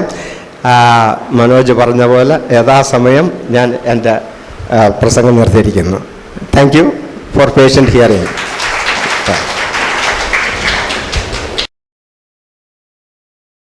ഹോമിയോപ്പതി ഫലപ്രദമാണോ എന്ന ഒരു വിഷയമാണ് എനിക്ക് തന്നത്. അതിൽ തന്നെ റെസ്ട്രിക്റ്റ് ചെയ്യാൻ ഞാൻ ശ്രമിക്കുകയാണ്. മിക്കവാറും അനുബന്ധമായി അതിനാവശ്യമായ കാര്യങ്ങൾ മാത്രം പറയുക. പ്രധാനമായിട്ട് പറയുന്നത് ആധുനിക വൈദ്യത്തിനെതിരെ ഉള്ള വിമർശനങ്ങളെക്കുറിച്ചും ഞാനൊന്നും പറയാനിപ്പോൾ ഉദ്ദേശിക്കുന്നില്ല. കാരണം അതിൻ്റെ സമയമല്ല. അത് വേറൊരു ദിവസം സംസാരിക്കാവുന്നതാണ്. അതിൽ വിമർശിക്കത്തക്കതായ ഒരുപാട് കാര്യങ്ങളുണ്ട്. അതൊക്കെ വേറൊരു അവസരത്തിൽ ചർച്ച ചെയ്യാം. നമുക്ക് അത്രയധികം സമയമില്ല. അതല്ല വിഷയം. ഇപ്പോൾ ഹോമിയോപ്പതി ഫലപ്രദമാണോ എന്നതാണ് വിഷയം. ഈ പ്രഭാഷണത്തിന് 2 ഭാഗങ്ങളാണുള്ളത്. ഒന്നാമത്തെ ഭാഗം, ഹോമിയോപ്പതി ഫലപ്രദമാകാൻ ശാസ്ത്രീയമായി സാധ്യതയില്ല. അതിന് 8 കാരണങ്ങളാണ്. അതാണ് ആദ്യത്തെ ഭാഗം. രണ്ടാമത്തെ കാരണം, എങ്കിൽ എന്തുകൊണ്ട് ഹോമിയോപ്പതി ഫലപ്രദമാണെന്ന് പലർക്കും അനുഭവപ്പെടുന്നു. അതിനും ഒരു 8 കാരണങ്ങളുണ്ട്. ഇതാണ് എനിക്ക് പറയാനുള്ള വിഷയം. ആദ്യത്തെ കാര്യം, പ്ലോസിബിലിറ്റി, സാധ്യതയുണ്ടോ എന്നുള്ളത്. അപ്പോൾ ഈ പ്രയോജന സാധ്യതയെ വിലയിരുത്തുന്ന ആദ്യ ഭാഗത്ത് 8 പോയിന്റാണുള്ളത്. ഈ പാഠങ്ങളിലേക്ക് കടക്കുന്നതിന് മുമ്പ്, 8 പാഠങ്ങളിലേക്ക് കടക്കുന്നതിന് മുമ്പ് ഹോമിയോപ്പതിക്ക് ഒരു ചരിത്രപരമായ ആമുഖം വേണ്ടതുണ്ട്. ഏതാണ്ട് നമ്മുടെ മുൻപുള്ള 2 പ്രസംഗകരെ സൂചിപ്പിച്ചിട്ടുണ്ട്. ആധുനിക വൈദ്യം പോലെ തന്നെ ശാസ്ത്രാധിഷ്ഠിതമാണ്, അതുപോലെ തന്നെ ഫലപ്രദമായ ഒരു വൈദ്യശാസ്ത്ര ശാഖയാണ് ഹോമിയോപ്പതി എന്ന് പ്രചരിപ്പിക്കപ്പെടുന്നുണ്ട്. ഒരു ആധുനിക ചികിത്സകനാണ് ഹോമിയോപ്പതിയുടെ പിതാവ് എന്നും വാദിക്കപ്പെടുന്നുണ്ട്. ഇന്ന് നമ്മൾ കേട്ടതാണ്. ഈ വാദം നമുക്കൊന്ന് ആദ്യം പരിശോധിക്കേണ്ടതുണ്ട്. ആദ്യമേ പറയട്ടെ, സുകുമാരൻ സാറിനെ ഇന്നാണ് പരിചയപ്പെട്ടത്. അദ്ദേഹത്തോടെങ്കിൽ വ്യക്തിപരമായി വളരെ ബഹുമാനമുണ്ട്. ഒരു വിമർശനവും വ്യക്തിപരമായോ മറ്റും എടുക്കരുത്. ആശയങ്ങളെ വിമർശിക്കുക, വ്യക്തികളെ വിമർശിക്കാതിരിക്കുക എന്നുള്ളതാണ് നമ്മുടെ ഒരു അതുകൊണ്ട് ആശയത്തിനെതിരെ വിമർശനം എത്ര നിശ്ചിതമായിരുന്നാലും ദയവ് ചെയ്ത് അതൊരു ജനാധിപത്യബോധത്തോടുകൂടി അതിനെ റെസ്പോണ്ട് ചെയ്യണമെന്ന് ഞാൻ നിങ്ങളോട് റിക്വസ്റ്റ് ചെയ്യുന്നു. സാമുവൽ ഹനുമാൻ 1755 മുതൽ 1843 വരെയാണ് അദ്ദേഹം ജീവിച്ചിരുന്നത്. 779 അദ്ദേഹം വൈദ്യബിരുദം നേടിയത്. ഈ കാലത്തൊക്കെയാണ് മാർത്താണ്ഡവർമ്മ, ടിപ്പു സുൽത്താൻ, ശക്തൻ തമ്പുരാൻ, ധർമ്മരാജ തുടങ്ങിയ പുരാതനമായ നമ്മുടെ ആ കാലത്താണ് അദ്ദേഹം ജീവിച്ചിരുന്നത്. നമ്മൾ ഓർക്കേണ്ടതുണ്ട്. ഏതൊരു ചരിത്ര കാലത്താണ് ഇത് ഓർക്കേണ്ടതുണ്ട്. ഇത് വളരെ പ്രധാനമായൊരു കാര്യമാണ്. നമ്മളൊരു ആധുനിക വൈദ്യം ഒക്കെ ഉണ്ടാവുന്നതിന് മുൻപാണ്. മാർത്താണ്ഡവർമ്മയുടെ കാലത്ത് ജനിച്ച ഒരു വ്യക്തിയെക്കുറിച്ചാണ് നമ്മൾ സംസാരിക്കുന്നത്. ആ കാലത്തുണ്ടായ ഒരു വൈദ്യശാസ്ത്ര ശാഖയെക്കുറിച്ചാണ് നമ്മൾ സംസാരിക്കുന്നത് എന്ന ബോധം നമുക്ക് വേണ്ടതുണ്ട്. അദ്ദേഹത്തിൻ്റെ പുസ്തകങ്ങൾ പലരും ഇവിടെ കൊണ്ടുവന്നിട്ടുണ്ട്. ഇതൊക്കെ തന്നെയാണ് ഇന്നും ഇവിടെ ഉപയോഗിക്കുന്നത്. അവരുടെ പാഠപുസ്തകങ്ങളായിട്ട് BHMSൻ്റെ സിലബസ് നമുക്ക് കാണാം. First MBBS, second BHMS, third BHMS, fourth BHMS, എല്ലാ ദിക്കിലും എന്താണ് ഇന്ന് പഠിപ്പിക്കുന്നത്? ഹനുമാന്റെ പുസ്തകങ്ങൾ തന്നെയാണ്.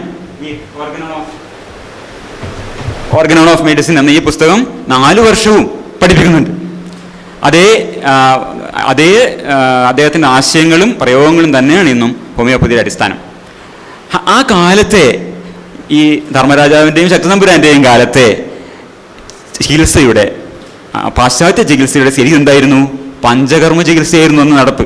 എന്താ പഞ്ചകർമ്മ ചികിത്സ? നമ്മളിവിടെ നിന്ന് നടക്കുന്ന പഞ്ചകർമ്മ ചികിത്സ തന്നെ. ഛർദ്ദിപ്പിക്കുക, വയറിളക്കുക, എനിമ കൊടുക്കുക, മൂക്കിൽ മരുന്നൊഴിക്കുക, പിന്നെ രക്തമോക്ഷം നടത്തുക, ബ്ലീഡ് ചെയ്യിക്കുക, ഇതൊക്കെ തന്നെയാണ്. ദഹനകർമ്മം തുടങ്ങിയ കടും കൈകൾ വേറെയുമുണ്ട്. അങ്ങനെയാണ് 1799 അതായത് ഹനുമാൻ ക്വാളിഫൈ ചെയ്ത് 20 വർഷത്തിന് ശേഷം ജോർജ് വാഷിങ്ടൺ മരിക്കുന്നത്. ഞാൻ അതിൻ്റെ വിശദാംശങ്ങളിലേക്ക് പോകുന്നില്ല. ഒരു തൊണ്ടവേദനയായിരുന്നു, അദ്ദേഹത്തിൻ്റെ എപ്പിഗ്ലോട്ടൈറ്റിസ് ആയിരുന്നു. 40% മൊത്തം ശരീരത്തിൻ്റെ രക്തത്തിൽ 40% 12 മണിക്കൂറിനകത്ത് അദ്ദേഹത്തിൽ നിന്ന് നീക്കം ചെയ്തു. അതിന് പുറമെ വയറിളക്കി, പൊള്ളിക്കൽ ചെയ്തു, ഇതൊക്കെ ചെയ്തു. രാവിലെ അസുഖം തുടങ്ങി വൈകുന്നേരം ആയപ്പോഴേക്കും ആൾ മരിച്ചു കിട്ടി. ഇതാണ് ആ കാലത്തെ ചികിത്സ. ഇതാണ് ഹനുമാൻ പഠിച്ചത്, ഇതാണ് ഹനുമാൻ പ്രാക്ടീസ് ചെയ്യുന്നത്, കുറേയൊക്കെ മാറുന്നതും അദ്ദേഹം പ്രാക്ടീസ് ചെയ്ത് ചെയ്യാൻ നിർബന്ധിതനായതും. ഇതാണ് അന്നത്തെ സ്ഥിതി എന്ന് നമ്മൾ മനസ്സിലാക്കേണ്ടതുണ്ട്. ആധുനിക വൈദ്യത്തിൽ അതൃപ്തി തോന്നി ഉണ്ടായ ഒരു സാധനമാണ് എന്ന് പറയുന്നതിൽ വലിയൊരു പ്രശ്നമുണ്ട്. ഇത് ആധുനിക വൈദ്യമല്ല, പഴയ 18-ാം നൂറ്റാണ്ടിൽ നിലനിന്നിരുന്ന പാശ്ചാത്യ വൈദ്യമാണ്. ഇത് വളരെ, ഞാൻ പറഞ്ഞല്ലോ, അദ്ദേഹത്തിനെ ചികിത്സിക്കാതിരുന്നെങ്കിൽ ഒരുപക്ഷെ ആ ജോർജ് വാഷിങ്ടൺ ഒരുപക്ഷെ രക്ഷപ്പെട്ടേനെ. കാരണം ഒന്നും ചേരുന്നതിൽ അത്രയും കുഴപ്പമില്ല. ഈ ആളെക്കൊല്ലികളായ ഈ പഞ്ചകർമ്മ ചികിത്സയൊക്കെ പൊള്ളിക്കലൊക്കെ നടന്നപ്പോഴാണ് ഹനുമാൻ പ്രാക്ടീസ് ചെയ്യാൻ തുടങ്ങിയത്. അദ്ദേഹം ഈ അപകടകരങ്ങളായ ചികിത്സകളെയൊക്കെ തള്ളിക്കളഞ്ഞു. അതിൻ്റെ ഓർഗനോണിൻ്റെ ഇൻട്രൊഡക്ഷനിൽ വളരെ കൃത്യമായി ഇതിനൊക്കെ വിമർശിക്കുന്ന കാണാം, വളരെ നിശ്ചിതമായി അദ്ദേഹം വിമർശിക്കുന്ന കാണാം. അതിൽ വിശദാംശങ്ങളിലേക്ക് പോകുന്നില്ല. ഇതുകൊണ്ടാണ് 19-ാം നൂറ്റാണ്ടിൽ ഒരു കോളറ എപ്പിഡമിക് ഉണ്ടായപ്പോൾ ഹോമിയോപ്പതിക് ആശുപത്രിയിലെ രോഗിയാണ് കൂടുതൽ രക്ഷപ്പെട്ടത്. മറ്റേതെങ്കിലും ചികിത്സ എന്താണ്, കോളറയുള്ള ആൾക്കാർ ചോര വാറ്റികളയും ഇതൊക്കെയാണ് ചികിത്സ, അവരാണ് കൂടുതൽ മരിച്ചത്. ഈ ഒരു കാര്യമാണ് ഹോമിയോപ്പതിയെ വളരെ സ്വീകാര്യവും വിജയകരവുമാക്കി തീർത്തതെന്ന് ഞാൻ പറയും. കാരണം ഇതിൽ നിന്ന് മാറി നിന്നാൽ തന്നെ മതിയായിരുന്നു, ഒന്നും ചെയ്യാതിരുന്നാൽ രക്ഷപ്പെടുന്ന രോഗികളൊക്കെ രക്ഷപ്പെട്ടു എന്നുള്ളതാണ്. ഇവിടെ നമ്മൾ നോക്കേണ്ട ഒരു വിഷയം എന്താണെന്ന് പറഞ്ഞാൽ, ആധുനിക വൈദ്യത്തിൻ്റെ തുടക്കം എന്നത് ഹനുമാന്റെ കാലത്താണെന്ന് പറയാം. 18-ാം നൂറ്റാണ്ടിൻ്റെ അവസാനത്തിലാണ് പാശ്ചാത്യ വൈദ്യം പുരോഗമനപരമായ പല മാറ്റങ്ങൾക്ക് വിധേയമാവുന്നത്. ഇത് essential mutation in medical knowledge. ഇത് മിഷേൽ ഫുക്കോ എന്ന് പറഞ്ഞ ഒരു തത്വചിന്തകൻ്റെ, വളരെ പ്രസിദ്ധനായിട്ടുള്ള തത്വചിന്തകൻ്റെ ബർത്ത് ഓഫ് ദ ക്ലിനിക് എന്ന പുസ്തകമാണ്. ഇത്തിരി വിഷമമുള്ളൊരു പുസ്തകമാണ്. ഈ വൈദ്യത്തിൻ്റെ ചരിത്രത്തെക്കുറിച്ച്, പാശ്ചാത്യവൈദ്യ ചരിത്രത്തെക്കുറിച്ചുള്ളതിൽ വളരെ നല്ല ഒരു പുസ്തകമാണ്, പറ്റുമെങ്കിൽ വായിച്ചു നോക്കണം. ഇതിൽ അദ്ദേഹം പറഞ്ഞൊരു വാചകമാണ്, എൻ എസെൻഷ്യൽ മ്യൂട്ടേഷൻ, ഉൽപരിവർത്തനം സംഭവിച്ചു മെഡിക്കൽ നോളജിൽ എന്നാണ് ആ കാലത്ത് ഫുക്കോ പറയുന്നത്. അപ്പോൾ ഈ മ്യൂട്ടേഷൻ നടന്ന കാലത്ത് ഈ ഒരു കാര്യത്തിൽ, ഈ പഞ്ചകർമ്മങ്ങളെ ഒഴിവാക്കുക എന്ന ഒരൊറ്റ കാര്യം ഒഴിച്ചാൽ മറ്റെല്ലാത്തിലും തീർത്തും ശാസ്ത്രവിരുദ്ധമായ നിലപാടുകളായിരുന്നു ഡോക്ടർ ഹനുമാൻ സ്വീകരിച്ചത്. അത് അദ്ദേഹത്തിൻ്റെ കുഴപ്പമല്ല, ആ കാലത്ത് പലരും തന്നെ ചെയ്തിരുന്നത്. അവർ അതും കൂടി ചെയ്തിരുന്നു, ഈ ക്രൂരകർമ്മങ്ങളൊക്കെയും കൂടി ചെയ്തിരുന്നു. ആ കാര്യത്തിൽ ഹനുമാൻ ആ കാലത്തുള്ളതിൽ പുരോഗമനമായിരുന്നു എന്നൊരു സംശയവുമില്ല. പക്ഷേ മാർത്താണ്ഡവർമ്മയുടെ കാലത്തെ പുരോഗമനം പോരാ ഈ കാലത്ത്. അതാണ് അതിൻ്റെ പ്രശ്നം. എല്ലാ മതങ്ങൾക്കും ഉള്ളതുപോലെ തന്നെയാണ് ഓരോ മതവും. ഇന്ന് നമ്മൾ അറിയപ്പെടുന്ന ഓരോ മതവും ഉണ്ടായത് ആ കാലത്തിൻ്റെ പുരോഗതിയായിരുന്നു. ആ കാലത്തിൻ്റെ പുരോഗതി പക്ഷേ നമുക്ക് ഇന്ന് മതിയാവുന്നില്ല എന്നുള്ളതാണ് മതങ്ങളുടെ പ്രശ്നം. ഈ പിറന്നേടത്ത് കിടന്നിട്ട് പെറുന്നു തവളിപ്പോഴും എന്ന് പറയുന്നത് അതേ സ്ഥലത്താണ്. പരമ്പരാഗത പാശ്ചാത്യ ചികിത്സ ആധുനിക വൈദ്യമായി മാറിയ ചരിത്ര സന്ദർഭത്തിൽ ഉടലെടുത്ത ഒരു ഭാവനാധിഷ്ഠിത ചികിത്സാ രീതിയാണ് ഹോമിയോപ്പതി. ഭാവനാധിഷ്ഠിതമായ ചികിത്സാ രീതിയാണ്. It's the therapeutic dead end എന്നാണ് പറയാം. അത് അടുത്ത് വന്ന ഒരു 2016 വന്ന വിലയിരുത്തലാണ്.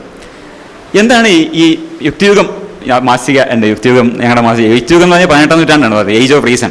ഇതിൻ്റെ അവസാനത്തിൽ വൈദ്യത്തിന് എന്താണ് സംഭവിച്ചത്? Modern medicine fix is date of birth as being the last years of 18th century എന്നാണ്. വൈദ്യം എന്നത് ശാസ്ത്രാധിഷ്ഠിതമായി എന്ന് നമുക്ക് ഒറ്റ വാക്കിൽ പറയാം. ശാസ്ത്രത്തിന് അധിഷ്ഠിതമായി തീർത്തു. ഈ പ്രവണതയാണ് ഹനുമാൻ നിരാകരിച്ച് കളഞ്ഞത്. ഇത് എന്താണ് പ്രധാനമായി സംഭവിച്ചത്? നമ്മുടെ ഈ ബർത്ത് ഓഫ് ദ ക്ലിനിക് പറഞ്ഞൊരു കാര്യമാണ്. മെഡിസിൻ ഓഫ് സിംറ്റംസ് എന്നൊരു സംഗതിയെ medicine of organs, sites and causes എന്ന രീതിയിലേക്ക് മ്യൂട്ടേറ്റ് ചെയ്യപ്പെട്ടു, ഉൽപരിവർത്തനം സംഭവിച്ചു. ഈ പത്തോളജി എന്ന പത്തോളജിക്കൽ അനാട്ടമി എന്ന് പറയുന്ന പുതിയൊരു ശാസ്ത്രശാഖ തന്നെ ഉടലെടുത്തു. അത് രോഗത്തെ സംബന്ധിച്ച് നവീനമായ തിരിച്ചറിവുകൾ നൽകി. രോഗം എന്നത് അതുവരെ എന്താണ് മെഡിസിൻ ഓഫ് സിംറ്റംസിനെ കുറിച്ച് ഇവിടെ പറഞ്ഞു കേട്ടിട്ടുണ്ടാവും. Medicine of symptoms will gradually recede until it finally disappears before the medicine of organs, sites, causes, before a clinic wholly ordered in accordance with pathological anatomy. രോഗങ്ങളുടെ സ്ഥാനനിർണയം അതൊരു സംഭവമാണ്, പ്രധാനപ്പെട്ട സംഭവമാണ് രോഗങ്ങളുടെ സ്ഥാനനിർണയം. അപ്പോൾ ഡിസീസ് അതുവരെ എന്താണ്? രോഗങ്ങൾ എന്ന് പറഞ്ഞാൽ എന്താണ്?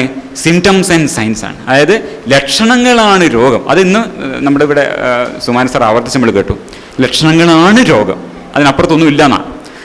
അതുകൊണ്ടാണ് പരിശോധിക്കേണ്ട ആവശ്യം പോലും ഇല്ല അദ്ദേഹം പറയുന്നത്. അതായത് ഈ സ്റ്റെത്ത് വെച്ച് നോക്കേണ്ട ആവശ്യം പോലും ഇല്ല. അപ്പോൾ ഇത് 71ാമത്തെ അഫോറിസം ഓർഗനോണിൽ നോക്കുകയാണെങ്കിൽ ഇതാ 71ാമത്തെ അഫോറിസത്തിൽ എടുക്കാം, 6ാമത്തെ അഫോറിസത്തിലും ഒക്കെ ഇത് ആവർത്തിച്ച് അദ്ദേഹം പറയുന്നത് കാണാം. അതായത് രോഗങ്ങൾക്ക് ഭൗതികമായ ഒരു അടിസ്ഥാനമില്ല. രോഗങ്ങൾ എന്നാൽ എന്താണ്? ലക്ഷണങ്ങളുടെ ഒരു സംഘാതമാണ്, ഒരു ഗ്രൂപ്പ് മാത്രമാണ്. അതിന് there is no morbid matter, വേറൊന്നില്ല എന്നാണ്, അകത്ത് വേറൊന്നില്ല. There is no material basis എന്നാണ്, മെറ്റീരിയൽ ബേസിസേ രോഗത്തിനില്ല എന്നാണ് അദ്ദേഹം പറയാം. അപ്പോൾ ഇത് പാശ്ചാത്യവേദത്തിന് മാത്രമല്ല നമ്മുടെ പരമ്പരാഗത ഇന്ത്യൻ വൈദ്യത്തിൻ്റെയും സ്വഭാവമായിരുന്നു. അപ്പോൾ ഇവിടെ ചരക സംവിധാനം കാണാം. പ്രതിശ്യായം, പനി, കാസം, അംഗമർദ്ദം, തലവേദന, ശ്വാസരോഗം, അതിസാരം, അരുചി, വേദന, ഒച്ചയടപ്പ്, ഇങ്ങനെ 11 വിധത്തിലുള്ള ലക്ഷണങ്ങളോടുകൂടിയ രാജയേഷ്മാരോഗം എന്നാണ്. അപ്പോൾ ക്ഷയരോഗത്തിന് എങ്ങനെയാണ് കാണുന്നത്? 11 ലക്ഷണങ്ങളുടെ സംഘാതമായാണ്. അങ്ങനെയാണ് ക്ഷയരോഗം എന്ന് വെച്ചാൽ ഈ 11 ലക്ഷണങ്ങളല്ലാതെ രാജയേഷ്മാവ്. അത് അല്ലാതെ അവർക്ക് അറിയാമില്ല. ഇത് തന്നെയാണ് പാശ്ചാത്യ വൈദ്യത്തിലും പ്രയോഗിച്ചുകൊണ്ടിരുന്നത്. നേരത്തെ മനോജ് സൂചിപ്പിച്ചതുപോലെ ഒരേ തരത്തിലുള്ള സങ്കല്പങ്ങളാണ് അവിടെയും ഇവിടെയും നിലനിന്നിരുന്നത്. There were only stylistic differences. അപ്പോൾ ഈ ക്ഷയരോഗത്തിൻ്റെ ലക്ഷണങ്ങൾ സ്ഥിരമാണോ? സ്ഥിരമല്ല. പനിയില്ലാതെയും ചിലപ്പോൾ വരാം, മെലിയാതെ വരാം, പല ലക്ഷണങ്ങളും അങ്ങനെ വരാം. ഇത് ഈ പുസ്തകത്തിൽ വളരെ വിശദമായിട്ട് പറയുന്നുണ്ട് ഈ കാര്യങ്ങളൊക്കെ. There is only one. ഇതാണ് അനാട്ടമോ ക്ലിനിക്കൽ പെർസെപ്ഷൻ എന്ന് നമ്മൾ നേരത്തെ പറഞ്ഞത്. അതായത് വൈദ്യത്തിൻ്റെ വൈദ്യദൃഷ്ടി മാറി എന്ന് പറയുന്നത് ഇതുകൊണ്ടാണ്. എന്തുപറ്റി? പത്തോളജിക്കൽ അനാട്ടമി വന്നതോടുകൂടി നിങ്ങൾക്ക് ക്ഷയരോഗം എന്ന് പറയാൻ, ഒരു ചുമയില്ലാതെ ആൾക്ക് ചിലപ്പോൾ ക്ഷയരോഗം വരാം, നിങ്ങൾക്ക് പനിയില്ലാതെയും ചിലപ്പോൾ ക്ഷയരോഗം വരാം, മെലിയാതെയും ചിലപ്പോൾ ക്ഷയരോഗം വരാം, ചോര തുപ്പാതെയും ക്ഷയരോഗം വരാം, ചിലപ്പോൾ പനി ഉണ്ടാവാം. അത് എല്ലാ 11 ലക്ഷണങ്ങളും തികഞ്ഞോളണമെന്നില്ല. ചിലപ്പോൾ 1 ലക്ഷണം ഉണ്ടാവാം, ചിലപ്പോൾ ഈ 1 ലക്ഷണങ്ങളും ഇല്ലാതെയും വരാം. പക്ഷേ ഒന്ന് മാത്രം, there is only one constant phenomenon. അതെന്താണ്? ഈ ശ്വാസകോശത്തിലൊരു വ്രണം. അത് നിർബന്ധമാണ്. അതുകൊണ്ടാണ് ശ്വാസകോശത്തിലുള്ള വ്രണം പലതരത്തിലുള്ള ലക്ഷണങ്ങൾ പ്രകടിപ്പിക്കാം. മിനിറ്റും പിടിച്ച് സംസാരിക്കേണ്ട ഒരു ഗതികേടിലാണ്. ഒരു 3 മണിക്കൂർ, അതാണ് എൻ്റെ ഒരു സാധാരണ ശീലം. വളരെ റിലാക്സ് ചെയ്ത് 3 മണിക്കൂർ ഇങ്ങനെ പറയാന്നുള്ളതാണ്. കഥകളി മാതിരിയാണ്. പുലരും വരെ കഥകളി എന്നുള്ള സ്റ്റൈലിലാണ് നമ്മൾ കേരളത്തിൽ സംസാരിക്കുക. അതിവിടെ നടക്കില്ല. സാറിനെ പോലെ പ്രസംഗിക്കാനുള്ള ഒരു കഴിവ് എനിക്കില്ല. ഞാനൊരു എന്താ പറയുക, ഒരു പഠിച്ച് പ്രസംഗിക്കുന്ന ഒരാളാണ്. അപ്പോൾ എന്താ ഉണ്ടായത്? ഈ രോഗരാജൻ എന്ന് നമ്മൾ പറഞ്ഞ ക്ഷയരോഗം വാസ്തവത്തിൽ ഒരു വ്രണമാണെന്ന് കണ്ടെത്തുന്നു. മനസ്സിലായോ? ശ്വാസകോശത്തിനകത്ത് ഉണ്ടാവുന്ന വ്രണമാണ് യഥാർത്ഥത്തിലുള്ള ക്ഷയരോഗം എന്ന് കണ്ടെത്തുന്നു എന്നുള്ളതാണ്. ഇതാണ് പത്തോളജിക്കൽ അനാട്ടമിയുടെ കണ്ടെത്തൽ. ഇതിനാണ് സെത്ത് വെച്ച് നമ്മൾ നോക്കുന്നത്. പലപ്പോഴും സെത്ത് വെച്ചോ എക്സ്റേ വെച്ചോ സ്കാൻ വെച്ചോ ഒക്കെ നമ്മൾ ശ്രമിക്കുന്നത് എന്താണ്?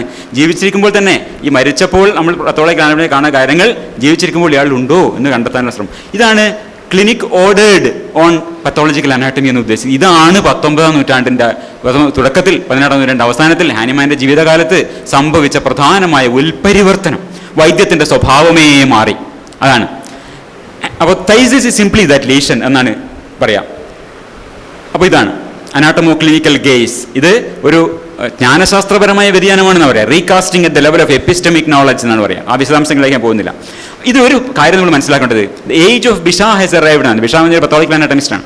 ഇത് നമ്മൾ അറിയേണ്ടത് ഈ 18-ാം നൂറ്റാണ്ടിൻ്റെ മധ്യത്തിൽ തന്നെ ഈ രീതിയിലുള്ള അന്വേഷണം നടക്കുകയും ഓർഗാനി എന്ന് പറഞ്ഞ അദ്ദേഹം 1760 തന്നെ ഈ കാര്യങ്ങളൊക്കെ പ്രസിദ്ധീകരിക്കുകയും പുസ്തകങ്ങൾ എഴുതുകയൊക്കെ ചെയ്തിട്ടുണ്ട്. പക്ഷേ ഒരു 40 കൊല്ലക്കാലം ഇതാരുമേ ശ്രദ്ധിക്കുന്നില്ല. കാര്യം അന്ന് ഹനുമാൻ പുലർത്തിയിരുന്ന അതേപോലെയുള്ള ആറ്റിറ്റ്യൂഡ് പുലർത്തിയിരുന്ന കുറേ പേരുണ്ടായിരുന്നു. അവരൊക്കെ എന്താണ് പറഞ്ഞത്? അവരൊക്കെ ധാരണ എന്താണ്? നഷ്ടപ്പെട്ട ദശകങ്ങളാണ്. The very idea of an anatomical basis for pathology had its adversaries എന്നാണ്. അതായത് ഇങ്ങനെ ആന്തരാവയവങ്ങളിൽ ഉണ്ടാകുന്ന ചില മാറ്റങ്ങളാണ് രോഗങ്ങൾക്ക് കാരണം. ഈ ശരീര അവയവങ്ങളിൽ ഇതിലെ ഒരു ചാപ്റ്ററിൻ്റെതാണ് ഓപ്പൺ അപ്പ് എ ഫ്യൂ കോർപ്സസ് എന്നാണ്. അത് ഈ ശവശരീരങ്ങൾ തുറന്ന്, രോഗം കൊണ്ട് മരിച്ചവരുടെ ശവശരീരങ്ങൾ തുറന്നു പഠിക്കുന്നതിലൂടെ എന്താണ് രോഗത്തിൻ്റെ കാരണമെന്ന് കണ്ടെത്തുക ഈ സംഭവം. അപ്പോൾ പലരും കണ്ടു. അങ്ങനെയാണ് ഈ പത്തോളജിക്കൽ അനാട്ടമി എന്ന ഒരു പുതിയ ശാസ്ത്രശാഖ ഉണ്ടായി വരുന്നത്. ഈ ഐഡിയ ഹനുമാനും അദ്ദേഹത്തിൻ്റെ സഹപ്രവർത്തകർക്കും ആ കാലത്ത് തീരെ സ്വീകാര്യമായിരുന്നില്ല. The very idea of anatomical basis for pathology had its adversaries. രോഗം എന്നത് അവയവങ്ങളെ ബാധിക്കുന്ന ഒരു ഭൗതിക അവസ്ഥയാണ്. രോഗത്തിൻ്റെ കാരണങ്ങൾ ഭൗതികമാണ്, ഫിസിക്കലാണ് എന്ന നവീനമായ ആശയത്തെ ഹനുമാൻ അതിനിശിതമായി വിമർശിക്കുന്നത് നമുക്ക് ഈ ഓർഗൻ ആൻഡ് മെഡിസിനിൽ കാണാം. വളരെ വളരെ സ്ഥലങ്ങളിൽ അദ്ദേഹം അത് വിമർശിക്കുന്നുണ്ട്. അതേ ശരിയല്ല എന്നാണ്. ഈ അവയവങ്ങളിൽ ഉണ്ടാകുന്ന മാറ്റങ്ങളൊക്കെ അതൊന്നുമല്ല രോഗങ്ങൾ കാരണം. അത് arrogantly and ludicrously pretending എന്നാണ് അദ്ദേഹം പറയുന്നത്. Aphorism 6 page 55. അപ്പോൾ ധിക്കാരപൂർവവും അപഹാസ്യവുമായ കപടനാട്യം എന്നാണ് അദ്ദേഹം പറയുന്നത്. പത്തോളജിക്കൽ അനാട്ടമി ദൈവദോഷമാണെന്നാണ് പറയുന്നത്. കാരണം ഇതൊന്നും ഇങ്ങനെ ഒളിച്ചു വെക്കുകയില്ല ദൈവം. ഇത് പേജ് 64 പറയുന്നതാണ്. ഈ പുസ്തകത്തിൽ ഇന്നും BHMS-കാരടിക്കുന്ന പുസ്തകത്തിൽ പറയുന്നതാണ്. പേജ് 64 അദ്ദേഹം പറയുന്നതാണ്, ഈ രോഗങ്ങളുടെ കാരണങ്ങൾ ഈ ആന്തരാവയവങ്ങളിലെ മാറ്റങ്ങളായിരുന്നെങ്കിൽ ഒരു ദൈവം ഒരിക്കലും അങ്ങനെ ചെയ്യില്ല. നല്ലവനായ ദൈവം ഒരിക്കലും അങ്ങനെ ചെയ്യില്ല. കാരണം അതങ്ങനെ ഒളിച്ചു വെക്കില്ലായിരുന്നു. But what would we think of his wisdom and goodness? അങ്ങനെ ഇത്ര നല്ലവനായ ഒരു ദൈവം അങ്ങനെ ഒരിക്കലും ചെയ്യില്ല. അതുകൊണ്ട് തന്നെ 10-ാമത്തെ ജ്ഞാനാട്ടം എന്താണ്? ദൈവദോഷമാണ് എന്ന് ഇന്ന് BHMS പഠിക്കുന്ന ഈ പുസ്തകത്തിൽ 64-ാമത്തെ പേജ് നമുക്ക് കാണാം. ഇതാണ് അദ്ദേഹത്തിൻ്റെ അന്നത്തെ ധാരണ. അതുപോലെ അന്നത്തെ ഈ കത്തോലിക്ക ജ്ഞാനാട്ടം പുസ്തകങ്ങളെ പറയുന്നതാണ് അപലപനീയമായ കെടുകൈകാര്യത്തിന്റെ വഞ്ചനാപരമായ രേഖകൾ, ഇതൊക്കെ കള്ളത്തരമാണ്. Deceitful records, page 121. Deceitful records the illustrated person 10-ാമത്തെ ജ്ഞാനാട്ടം എന്നാണ്. ഈ വൈദ്യത്തിൽ വന്ന ഈ ഒരു വലിയ മാറ്റത്തെ അദ്ദേഹം തീരെ സ്വീകരിച്ചതേയില്ല. പല കാരണങ്ങളും അദ്ദേഹം പറയുന്നുണ്ട്. ഈ 10-ാമത്തെ ജ്ഞാനത്തിൽ ശരിക്കുള്ള രോഗങ്ങളെല്ലാം നോക്കുന്നത് ഈ ആന്തരാവയവങ്ങളിൽ കാണുന്ന മാറ്റങ്ങളൊക്കെ നിങ്ങളുടെ അലോപ്പതി ചികിത്സ കൊണ്ടുണ്ടായതാണ്. അലോപ്പതി ചികിത്സ കിട്ടാതെ മരിച്ചവരിൽ ആന്തരാവയവങ്ങൾ ഒരു കേടും ഉണ്ടാവില്ല എന്ന് അദ്ദേഹം പറയുന്നതാണ്. ഈ ഗ്രന്ഥകർത്താക്കളുടെ പ്രസാധകന്മാർ ഇവരൊക്കെ കള്ളന്മാരാണെന്ന് പറഞ്ഞത് honesty of this authors and book മേക്കേഴ്സിൽ അദ്ദേഹം സംശയിക്കുകയാണ്. അതൊക്കെ പേജ് 121 കാണാം. അപ്പോൾ ഇത് ഞാൻ പറഞ്ഞതാണ്, പത്തോളിക്കൽ അനാട്ടമിയുടെ അടിസ്ഥാനത്തിൽ രോഗങ്ങൾക്ക് ഈ ചില സ്ഥാനങ്ങളുണ്ട്, ചില അവയവങ്ങളെ ബാധിക്കുന്ന ഭൗതികാവസ്ഥകളാണ് രോഗങ്ങളുടെ കാരണം എന്ന തിരിച്ചറിവ് ഹനുമാനുണ്ടായില്ല. അദ്ദേഹം ആ ബസ് മിസ്സാക്കി, അതാണ്ടായത്. പക്ഷെ ഇന്ന് ക്ലിനിക്കായി നടക്കുന്നത്, അന്ന് പത്തോളിക്കൽ അനാട്ടമിയിൽ അവർ മരിച്ച ശേഷം ശവശരീരം കയറി ഇതുപോലുള്ള ഈ മസ്തിഷ്കത്തിൻ്റെയോ മറ്റോ ഒക്കെയുള്ള തകരാറുകൾ കണ്ടുപിടിക്കും. നമ്മൾ ഇന്ന് തന്നെ അത് സ്കാൻ ചെയ്ത് കണ്ടെത്താൻ ശ്രമിക്കുകയാണ്. നേരത്തെ കൂട്ടി കണ്ടെത്താനും കഴിയുമെങ്കിൽ എല്ലാം നമുക്ക് ഇപ്പോഴും ചികിത്സിക്കാൻ ചികിത്സിക്കാനും ഒക്കെ ശ്രമിക്കുന്നുണ്ട്. അടിസ്ഥാനപരമായി ഇന്നും ആ ചെത്തു വഴിയിലൂടെ നീങ്ങുകയാണ്. മനസ്സിലായില്ല? ആ വഴിയിലൂടെയാണ് വൈദ്യം പുരോഗമിച്ചത്. Homoeopathy was a dead end. കാരണം ഇത്ര വലിയൊരു സൈദ്ധാന്തികമായ വലിയ ഒരു തിരിച്ചറിവിനെ സ്വീകരിക്കാതെ വന്നതുകൊണ്ട് അത് ഡെഡ് എൻഡിൽ അവസാനിച്ചു പോയി. വിശദാംശങ്ങളിലേക്ക് ഞാൻ പോകുന്നില്ല. തളർച്ച എന്നത് നാനാർത്ഥം ഉണ്ടാവാം. ഒരാൾ വെറുതെ തളർന്നു വരുന്നത് വെറും ഒരു സിംറ്റമായിട്ട് തളർന്നു വീഴാം. സിൻകോപ്പി ആവാം, അല്ലെങ്കിൽ മസ്തിഷ്കത്തിലെ ഒരു രക്തക്കുഴലിൻ്റെ പ്രശ്നമാവാം, അല്ലെങ്കിൽ പിന്നെ ഒരു വേറെ ഏതെങ്കിലും ഈ രക്തോട്ടത്തിൻ്റെ കുഴപ്പങ്ങൾ കൊണ്ടല്ലാതെ നെർവസ് സിസ്റ്റം ഉണ്ടാവുന്ന, ഇപ്പം ഇയാൾക്ക് നമ്മുടെ ഹോക്കിങ്ങിനൊക്കെ കാണുന്ന പോലെയാണ് മോട്ടോർ ന്യൂറോൺ പാരാലിസിസ് ആവാം. പക്ഷെ ഇതൊക്കെ ലക്ഷണം എന്താണ്? തളർച്ച എന്നത് മാത്രമാണ്. അപ്പോൾ അടിസ്ഥാനപരമായി ഒരു ലക്ഷണത്തെ പത്തോളജിക്കൽ അനാട്ടമിയുടെ കാഴ്ചയിലൂടെ കാണേണ്ടതുണ്ട്. ഇത് നമ്മൾ ഇന്ന് നമ്മുടെ പൊതുധാരണയുടെ ഭാഗമാണ്. അനാട്ടമോ ക്ലിനിക്കൽ പെർസെപ്ഷൻ എന്ന ഇന്ന് നമ്മുടെ പൊതുധാരണയുടെ ഭാഗമാണ്. ഇപ്പോൾ നെഞ്ചുവേദന ഉണ്ടാകുമ്പോൾ നമ്മൾ പലരും ചോദിക്കും, ഗ്യാസ് ആണോ ഡോക്ടറെ, ഹാർട്ടാണോ? ഇത് അടിസ്ഥാനപരമായിട്ട് ഹോമിയോപ്പതിക്ക് കംപ്ലീറ്റ് വിരുദ്ധമാണെന്ന് ഞാൻ പറയാം. കാരണം എന്താ പറഞ്ഞാൽ ഹോമിയോപ്പതിയിൽ അങ്ങനെയില്ല, ഒരു ലക്ഷണം മാത്രമേ ഉള്ളൂ. അത് ഈ ആന്തരാവയവങ്ങളിലെ എന്തെങ്കിലും ഭൗതികമായ കാരണങ്ങൾ കൊണ്ടേ അല്ല രോഗമുണ്ടാകുന്നതെന്നാണ്. ഇന്ന് പക്ഷേ നമ്മുടെ പൊതുധാരണയുടെ ഭാഗമാണ്. ബാക്കിൽ വേദന വരുന്ന പല പേഷ്യൻസ് എൻ്റെ അടുത്ത് ചോദിക്കാറുണ്ട്, കിഡ്നിയുടെ ആണോ ഡോക്ടറെ, പിന്നെ നട്ടലിൻ്റെ ആണോ? കാരണം അത് ഇന്ന് പൊതുധാരണയുടെ ഭാഗമാണ്. ആ രോഗത്തെക്കുറിച്ചുള്ള ഹാനിമാൻ്റെ പുരാതന ധാരണകളിൽ ഇന്ന് പൊതുസമൂഹം പോലും മുന്നേറി കഴിഞ്ഞു എന്നാണ് ഞാൻ പറയുന്നത്. അത് നമുക്ക് തന്നെ ഇന്ന് അറിയാം. രോഗം എന്നത് ഹനുമാൻ പറയുന്നത് പോലെ ഒരു അഭൗതികമായ ഒരു കാര്യമല്ല. രോഗത്തിൻ്റെ നമ്മുടെ ശരീരത്തിനെ ഭൗതികമായി ബാധിക്കുന്ന കാര്യങ്ങളാണ് എന്ന് നമുക്ക് ഇന്ന് വ്യക്തമായിട്ടുണ്ട്. ഹോമിയോപ്പതി എന്താണ്? പിറന്നിടത്ത് തന്നെയാണ് ഇന്നും കിടക്കുന്നത്. അപ്പോൾ ഇതാണ് നമ്മൾ ഒന്നാമത്തെ പാഠം. രോഗം എന്നാൽ കുറേ ലക്ഷണങ്ങളുടെ കൂട്ടം മാത്രമാണെന്നും പത്തോളജി പരിശോധനയിൽ കാണുന്ന രോഗകാരണങ്ങളൊക്കെ മിഥ്യയാണ് എന്നുമുള്ള അടിസ്ഥാന ധാരണ പുലർത്തുന്ന ഹോമിയോപ്പതി കാലഹരണപ്പെട്ടതും രോഗത്തിൻ്റെ ശാസ്ത്രീയ കാരണം കണ്ടെത്താൻ സഹായിക്കാത്തതുമാണ്. ഇനി ജീവശക്തി എന്നൊരു കൺസെപ്റ്റിനെ കുറിച്ച് സാറിന് പറഞ്ഞു. ജീവശക്തി എന്നുള്ള ഒരു വാക്ക് 2016 ഇവിടെ പറഞ്ഞ് നമ്മൾ കേട്ടിട്ടുണ്ടാവും. ജീവശക്തി, അതായത് വൈറ്റൽ ഫോഴ്സ് എന്ന് പറയും. അപ്പോൾ ഹനുമാൻ്റെ അതാണ് വിശദീകരണം. രോഗത്തിൻ്റെ വിശദീകരണം എന്താണ്? രോഗങ്ങൾ ബാധിക്കുന്നത് ശരീരത്തെ അല്ല. രോഗം എന്നതൊരു ഭൗതിക പ്രതിഭാസമേ അല്ല. ജീവശക്തി എന്ന ഒരു അഭൗമസത്ത, ഇമ്മെറ്റീരിയൽ ബീയിങ് എന്നാണ് അഫോർസം ഇതിൽ പറയുന്നത്. അഫോർസം 10 ഇമ്മെറ്റീരിയൽ ബീയിങ്, ഇതാണ് നമ്മളെ ജീവത്താക്കി നിലനിർത്തുന്നത്. ഇതൊക്കെ വളരെ വളരെ പുരാതനമായ ധാരണയാണ്. ഞാൻ വളരെ വിശദമായി ഇതിനെക്കുറിച്ച് മരണം എന്ന എൻ്റെ ഒരു ടോക്കിൽ വളരെ വിശദമായി സംസാരിച്ചിട്ടുണ്ട്. പറ്റുമ്പോൾ കാണാം എങ്ങനെയാണ് ഈ ജീവൻ, ആത്മാവ് എന്ന സങ്കല്പമൊക്കെ എന്നോ അപ്രസക്തമായി പോയി. ഇന്നും അത് കൊണ്ടു നടക്കുന്നവരുണ്ട്, മതവാദികളുണ്ട്, പലരും ഉണ്ട്. പക്ഷേ അതൊക്കെ എന്നോ അപ്രസക്തമായി. വൈദ്യത്തിൻ്റെ ഗ്രന്ഥങ്ങളിൽ നിന്നും സങ്കല്പങ്ങളിൽ നിന്നും ആത്മാവും ജീവശക്തിയും ഒക്കെ പോയിട്ട് 100-200-ലധികം കൊല്ലങ്ങളായി കഴിഞ്ഞു. പക്ഷേ ഇന്നും ഹോമിയോപ്പതിയുടെ പുസ്തകങ്ങളിലും ഹോമിയോപ്പതിക്കാരുടെ ചിന്തകളിലും വൈറ്റൽ ഫോഴ്സ്, ജീവശക്തി എന്നത് നിലനിൽക്കുന്നുണ്ട്. ജീവശക്തി എന്ന ഭൗതിക സത്തയാണ് രോഗബാധിതമാവുന്നതെന്നാണ് ഹനുമാൻ കരുതുന്നത്. അത് എങ്ങനെയെന്ന് ചോദിക്കേണ്ടതില്ല എന്നാണ് പേജ് 61 പറയുന്നത്. Will for ever remain conceal from him. എങ്ങനെയാണ് രോഗം ഉണ്ടാകുന്നത് എന്ന കാര്യം എന്നും കൺസീൽഡ് ആയിരിക്കും. ഈ Lord of life has revealed only the symptoms എന്നാണ്. ഇതിൽ നമ്മൾ മനസ്സിലാക്കേണ്ടത് എന്താണ്? പലപ്പോഴും ഞാൻ ആവർത്തിച്ചുള്ള കാര്യമാണ്. അതായത് humans are pattern seeking story telling animals. നമ്മൾ നമ്മുടെ ചുറ്റുകളിലെ പല പാറ്റേണുകളെയും കാണുകയും അതിനനുസരിച്ച് കഥകൾ ഉണ്ടാക്കുകയും ചെയ്യുന്നതാണ്. അതാത് കാലം മുതലേയുള്ള മനുഷ്യ സ്വഭാവം. ഇന്നും അത് തന്നെയാണ് സ്വഭാവം. നമ്മുടെ പരിസ്ഥിതിയിൽ നമ്മൾ പല പാറ്റേണുകളും കാണും, അതിനെക്കുറിച്ച് പല കഥകളും ഉണ്ടാക്കും. അങ്ങനെയാണ് ആകാശത്തെ കുതിരകളും ആടുകളും ഒക്കെ നക്ഷത്രക്കൂട്ടങ്ങളാവുന്നതും അത് നമ്മുടെ ഭാവിയെ സ്വാധീനിക്കുന്നതും. ജ്യോതിഷത്തെക്കുറിച്ച് നിങ്ങൾ കേട്ടല്ലോ മുമ്പേ. അപ്പോൾ ഇതുപോലെയുള്ള ഇതൊക്കെ എന്താണ്? നമ്മുടെ പാറ്റേൺ സീക്കിംഗ് സ്റ്റോറി ടെല്ലിംഗ് നമ്മുടെ പാറ്റേണാണ്. ഇത് തന്നെയാണ് ഹോമിയോപ്പതിയിലും സംഭവിക്കുന്നത്. അദ്ദേഹം ഒരു ചില പാറ്റേണുകൾ കാണുന്നു. ഈ പാറ്റേൺ സത്യമാണോ അല്ലയോ എന്നറിയാനുള്ള ഒരു ബലനി ഡിറ്റക്ഷൻ ഡിവൈസ് നമ്മുടെ തലച്ചോറിൽ ഇല്ല എന്നാണ്. അതിനാണ് ശാസ്ത്രത്തിൻ്റെ ആവശ്യം, ശാസ്ത്രത്തിൻ്റെ പുതിയ മെത്തഡോളജിയുടെ ആവശ്യം. അത് ഹനുമാൻ നിർഭാഗ്യവശാൽ സ്വീകരിച്ചില്ല. ഉദാഹരണത്തിന് ഇപ്പോൾ അദ്ദേഹം പറയുന്നതാണ് ഈ വസൂരി പേജ് 60 ഇത് പറയുന്നേക്കാം. വസൂരി എങ്ങനെയാണ് ഒരു കുട്ടിയിൽ നിന്ന് വേറൊരു കുട്ടിയിലേക്ക് പകരുന്നതെന്ന് അദ്ദേഹം പറയുന്നത്, കാന്തം എങ്ങനെയാണോ ഒരു മെറ്റീരിയലായ ഒന്നുമില്ലാതെ പരസ്പരം ഒരു കാന്തം വേറൊരു കാന്തത്തെ സ്വാധീനിക്കുമ്പോൾ, ഒരു ഇരുമ്പിന് വേറൊരു കാന്തമായി അല്ലെങ്കിൽ ഒരു ഇരുമ്പുമായിട്ട് സ്വാധീനിക്കുമ്പോൾ അതിൻ്റെ ഇടയിൽ ഭൗതികമായ ഒന്നും കൈമാറ്റം ചെയ്യപ്പെടുന്നില്ലല്ലോ. അതുപോലെയാണ് വസൂരി ഒരു രോഗിയിൽ നിന്ന് വേറൊരു രോഗിയിലേക്ക് പകരുന്നതെന്നാണ് പറയുന്നത്. വളരെ പുരാതനമായ ധാരണകളാണ്, ഒരു പാറ്റേൺ സീക്കിംഗ് ആണ്. അപ്പോൾ ഈ ജീവശക്തി സിദ്ധാന്തം എന്നത് കാലഹരണപ്പെടാൻ തുടങ്ങിയ 1828 വോളർ എന്ന അദ്ദേഹം യൂറിയ, അതുവരെ എന്ന് വിചാരിച്ചിരുന്നത് എന്താണ്, ഈ നമ്മുടെ ശരീരത്തിൽ കാണുന്ന ഈ വസ്തുക്കളൊക്കെയും ജീവശക്തിയാണ് ഉണ്ടാക്കുന്നത്. അത് നമ്മുടെ ശരീരത്തിൽ കാണുന്ന ഓർഗാനിക് ആയ സാധനം. ഓർഗാനിക് കെമിസ്ട്രി എന്ന ഭാഗം തന്നെ എന്താണ്? ഓർഗാനിക് കെമിസ്ട്രി പറഞ്ഞാൽ എന്താ? ഓർഗാനിക് ആയ ജീവനുള്ള സാധനങ്ങളുടെ കെമിസ്ട്രിയാണ്. അപ്പോൾ ഇത് ജീവനുള്ള ജീവശക്തിക്ക് മാത്രമേ ഉണ്ടാക്കാൻ പറ്റുമെന്നായിരുന്നു പഴയ ധാരണ. ഇത് മാറിയത് 1828 ജീവശക്തി സിദ്ധാന്തം തകിടം മറിയാൻ പറ്റിയ ഒരു കണ്ടുപിടുത്തമുണ്ടായ എന്താണ്? ലാബറട്ടറിയിൽ ആദ്യമായിട്ട് യൂറിയ ഉണ്ടാക്കി. അതുവരെ യൂറിയ എന്ന് പറഞ്ഞ സാധനം പ്രകൃതിയിൽ ജന്തുക്കളിൽ മാത്രമേ ഉള്ളൂ.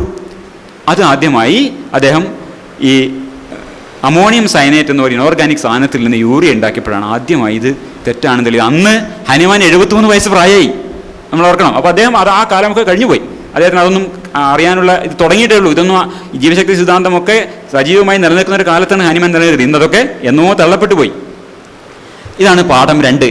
ഉദ്ദേശം 2 നൂറ്റാണ്ട് മുമ്പ് തന്നെ തെറ്റുന്നതിൽ ഞാൻ ജീവശക്തി സിദ്ധാന്തത്തെ ആസ്പദമാക്കി ഹോമിയോപ്പതി നിഷ്പ്രയോജനമാകാനേ വഴിയുള്ളൂ. കാരണം അതിൻ്റെ സിദ്ധാന്തമേ എന്നോ തള്ളപ്പെട്ടതാണ്. പിന്നെ അടുത്തത് ഹോമിയോ മരുന്നുകളുടെ പ്രവർത്തനം ഭൗതികമായല്ല. പേജ് 60 ഓർഗനോണിലാണ്. Without communication of material parts of medicinal substances എന്നാണ് പറയുന്നത്.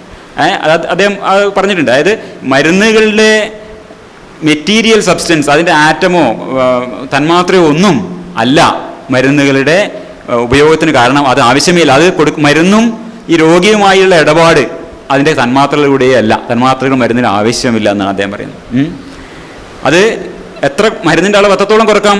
Appear ever so incredible to the materialistic ideas of ordinary physicians എന്നാണ് അദ്ദേഹം വളരെ പറയുന്നുണ്ട്. ഈ ഇപ്പോഴത്തെ ഫിസിഷ്യൻസിൽ നിന്നും ഇപ്പോഴത്തെ എൻ്റെ കണ്ടംപററീസായ ഫിസിഷ്യൻസിനും ഒക്കെ മനസ്സിലാവാത്തതുകൊണ്ടാണ് അവർക്ക് ഭൗതികവാദികളായതുകൊണ്ടാണെന്നാണ് പറയുന്നത്. അവരുടെ മെറ്റീരിയലിസ്റ്റിക് ഐഡിയാസ് കൊണ്ടാണെന്നാണ് പറയുന്നത്. ഭൗതികവാദം ആയതുകൊണ്ടാണ്. അത് മെറ്റീരിയൽ ആയിട്ടല്ലേ കാണണ്ട, ഇത് ഇമ്മെറ്റീരിയൽ ആയിട്ടുള്ള കാര്യങ്ങളാണ്, ഭൗതികാതീതമായ കാര്യമാണെന്ന് അദ്ദേഹം പറയും. അപ്പോൾ അത് പറയുന്നുണ്ട്. ഈ അന്നും ഈ സംശയമുണ്ട്. അപ്പോൾ പല ഹോമിയോപ്പതിക് ആൾക്കാർ തന്നെ എത്ര കുറച്ചാലും ഇതിൽ കുറച്ചൊക്കെ മരുന്നിൻ്റെ അംശം ഉണ്ടാവും എന്ന് വാദിച്ചുകൊണ്ടിരുന്നു. അപ്പോൾ അതിനെ തന്നെ അദ്ദേഹം പറഞ്ഞ് വെറുതെ വ്യാഖ്യാനിച്ച് കഷ്ടപ്പെടണ്ട. ഇതിൽ 60-ാം പേജ് പറയാം. Being interpreted with vainly still sufficiently material, അതിൻ്റെ ഒരു ആവശ്യമേ ഇല്ലാണ്. It is not in the corporeal atoms of these highly dynamise medicines nor their physical or mathematical surfaces that the medicinal energy is found. അപ്പോൾ ഇതിൻ്റെ ഈ മരുന്നുകളിൽ മരുന്നിൻ്റെ തന്മാത്രകൾ ആവശ്യമില്ല എന്നാണ് ഹനുമാൻ പറയുന്നത്. അപ്പോൾ അങ്ങനെ നോക്കേണ്ട ആവശ്യമില്ല, നിങ്ങളങ്ങനെ വ്യാഖ്യാനിക്കേണ്ട ആവശ്യമില്ല. പക്ഷേ എന്ത് പറ്റി? ഇപ്പോൾ കോമൺ സെൻസ് കുറച്ച് ഈ നമ്മൾ ഈ പറഞ്ഞ ശാസ്ത്രീയ കോമൺ സെൻസ് വന്നതോടുകൂടി ഹോമിയോപ്പതിക്കാർക്ക് പോലും അതിൽ വിശ്വാസം നഷ്ടപ്പെടുന്നുണ്ട്. പറയുന്നു നാനോ ടെക്നോളജിയിൽ കണ്ടുപിടിച്ചു. നമ്മൾ ഒരുപാട് കാണാം. ബോംബെ IIT-കാർ നാനോ മെറ്റീരിയൽ കണ്ടുപിടിച്ചു. ഇത് ഹനുമാൻ കേട്ടിട്ടുണ്ടെങ്കിൽ അവരെ ഓടിച്ചേനെ. ഇറങ്ങി പറയുന്നത് വെയിൻലി സ്റ്റിൽ സഫിഷ്യൻ്റ് മെറ്റീരിയൽ പറയേണ്ട ആവശ്യമില്ല. ഹനുമാനിലെ ഹോമിയോപ്പതി സിദ്ധാന്തത്തിലുള്ള വിശ്വാസ ദൃഢത ഈ കാലത്തെ ഹോമിയോപ്പതിക്കാർക്ക് സാറിനല്ല നഷ്ടപ്പെട്ടു എന്നാണ് ഞാൻ വിചാരിക്കുന്നത്. സാർ അത് പറഞ്ഞു, ഇല്ല എന്ന് ഞാൻ പറഞ്ഞു. അപ്പോൾ ഔഷധ പ്രവർത്തനം എങ്ങനെയാണ്? ഇത് സ്പിരിറ്റ് ലൈക്ക് എന്നാണ്. സ്പിരിറ്റ് എന്ന് വെച്ചാൽ ആത്മാവ് എന്നല്ലേ, ആത്മാവ് പോലെ. ആത്മാവ് എല്ലാം ഒറ്റ അഫോറസ്റ്റിന് 4 ദിക്കിൽ കടന്നുക. Spirit like dynamic, spirit like dynamic way, spirit like dynamic virtual alternative powers, spirit like vital force എന്നാണ്. അപ്പോൾ ഇതിൽ മുഴുവനും pure freely developed conceptual medicine energy ഉണ്ട് എന്നാണ് അദ്ദേഹം വിചാരിച്ചത്. ഈ കൊടുക്കുന്ന ഹോമിയോപ്പതി മെഡിസിനിൽ അതിന് വിശദാംശങ്ങൾ നമുക്ക് പോകാം. അപ്പോൾ ഇതിൽ മുഴുവൻ ഇങ്ങനെ തിങ്ങി നിറഞ്ഞ ഊർജ്ജമാണെന്നാണ് അദ്ദേഹം വിചാരിച്ചിരുന്നത്. ഇത് നമ്മുടെ സാധാരണ നമ്മുടെ ഊർജ്ജ തന്ത്രത്തിലുള്ള ഊർജ്ജമായിട്ട് യാതൊരു ബന്ധവുമില്ല. അപ്പോൾ ഇതാണ് നമ്മുടെ പാഠം മൂന്നാമത്തേത്. ശരീരം ദ്രവ്യ നിർമ്മിതമാണെന്നും രോഗം ഭൗതികമാണെന്നും മരുന്ന് തന്മാത്രകളുടെ ജൈവരാസ പ്രവർത്തനം ബയോകെമിക്കൽ ആക്ഷൻ കൊണ്ടാണ് രോഗനിവാരണം ഉണ്ടാവുന്നത് എന്നുമുള്ള നവീന ധാരണകളുടെ അടിസ്ഥാനത്തിൽ ഹോമിയോപ്പതി നിഷ്പ്രയോജനമാവാനേ തരമുള്ളതാണ് നമ്മുടെ പാഠം 3. പിന്നെ അടുത്തത് സ്പിരിച്വലൈസേഷൻ എന്നാണ് പറയുക. സ്പിരിച്വലൈസേഷൻ എന്നാണ് വാക്ക് ഹനുമാൻ പ്രയോഗിക്കുന്നത്. അതിനെന്താണ് വഴി? അദ്ദേഹം നേരത്തെ പറഞ്ഞു, മർദ്ദനത്തെക്കുറിച്ച് അദ്ദേഹം പറയണ്ടായി. ഒരു വാചകം തന്നെ പറഞ്ഞു, മർദ്ദനം ഗുണവർദ്ധനം എന്ന് ഒരു വാക്ക് പറഞ്ഞു. അത് ഹനുമാന്റെ സിദ്ധാന്തമാണ്, മർദ്ദനം ഗുണവർദ്ധനം. മർദ്ദനത്തിലൂടെ ആണ് ഈ inner medicinal powers of crude substances പുറത്തെടുക്കുക എന്നാണ് അദ്ദേഹം. ഇതൊക്കെ എന്താണ്? പാറ്റേൺ സീക്കിംഗ് സ്റ്റോറി ടെല്ലിംഗ് മാത്രമാണ്. ഇത് ഉറങ്ങിക്കിടക്കുന്നാണ് പറഞ്ഞത്.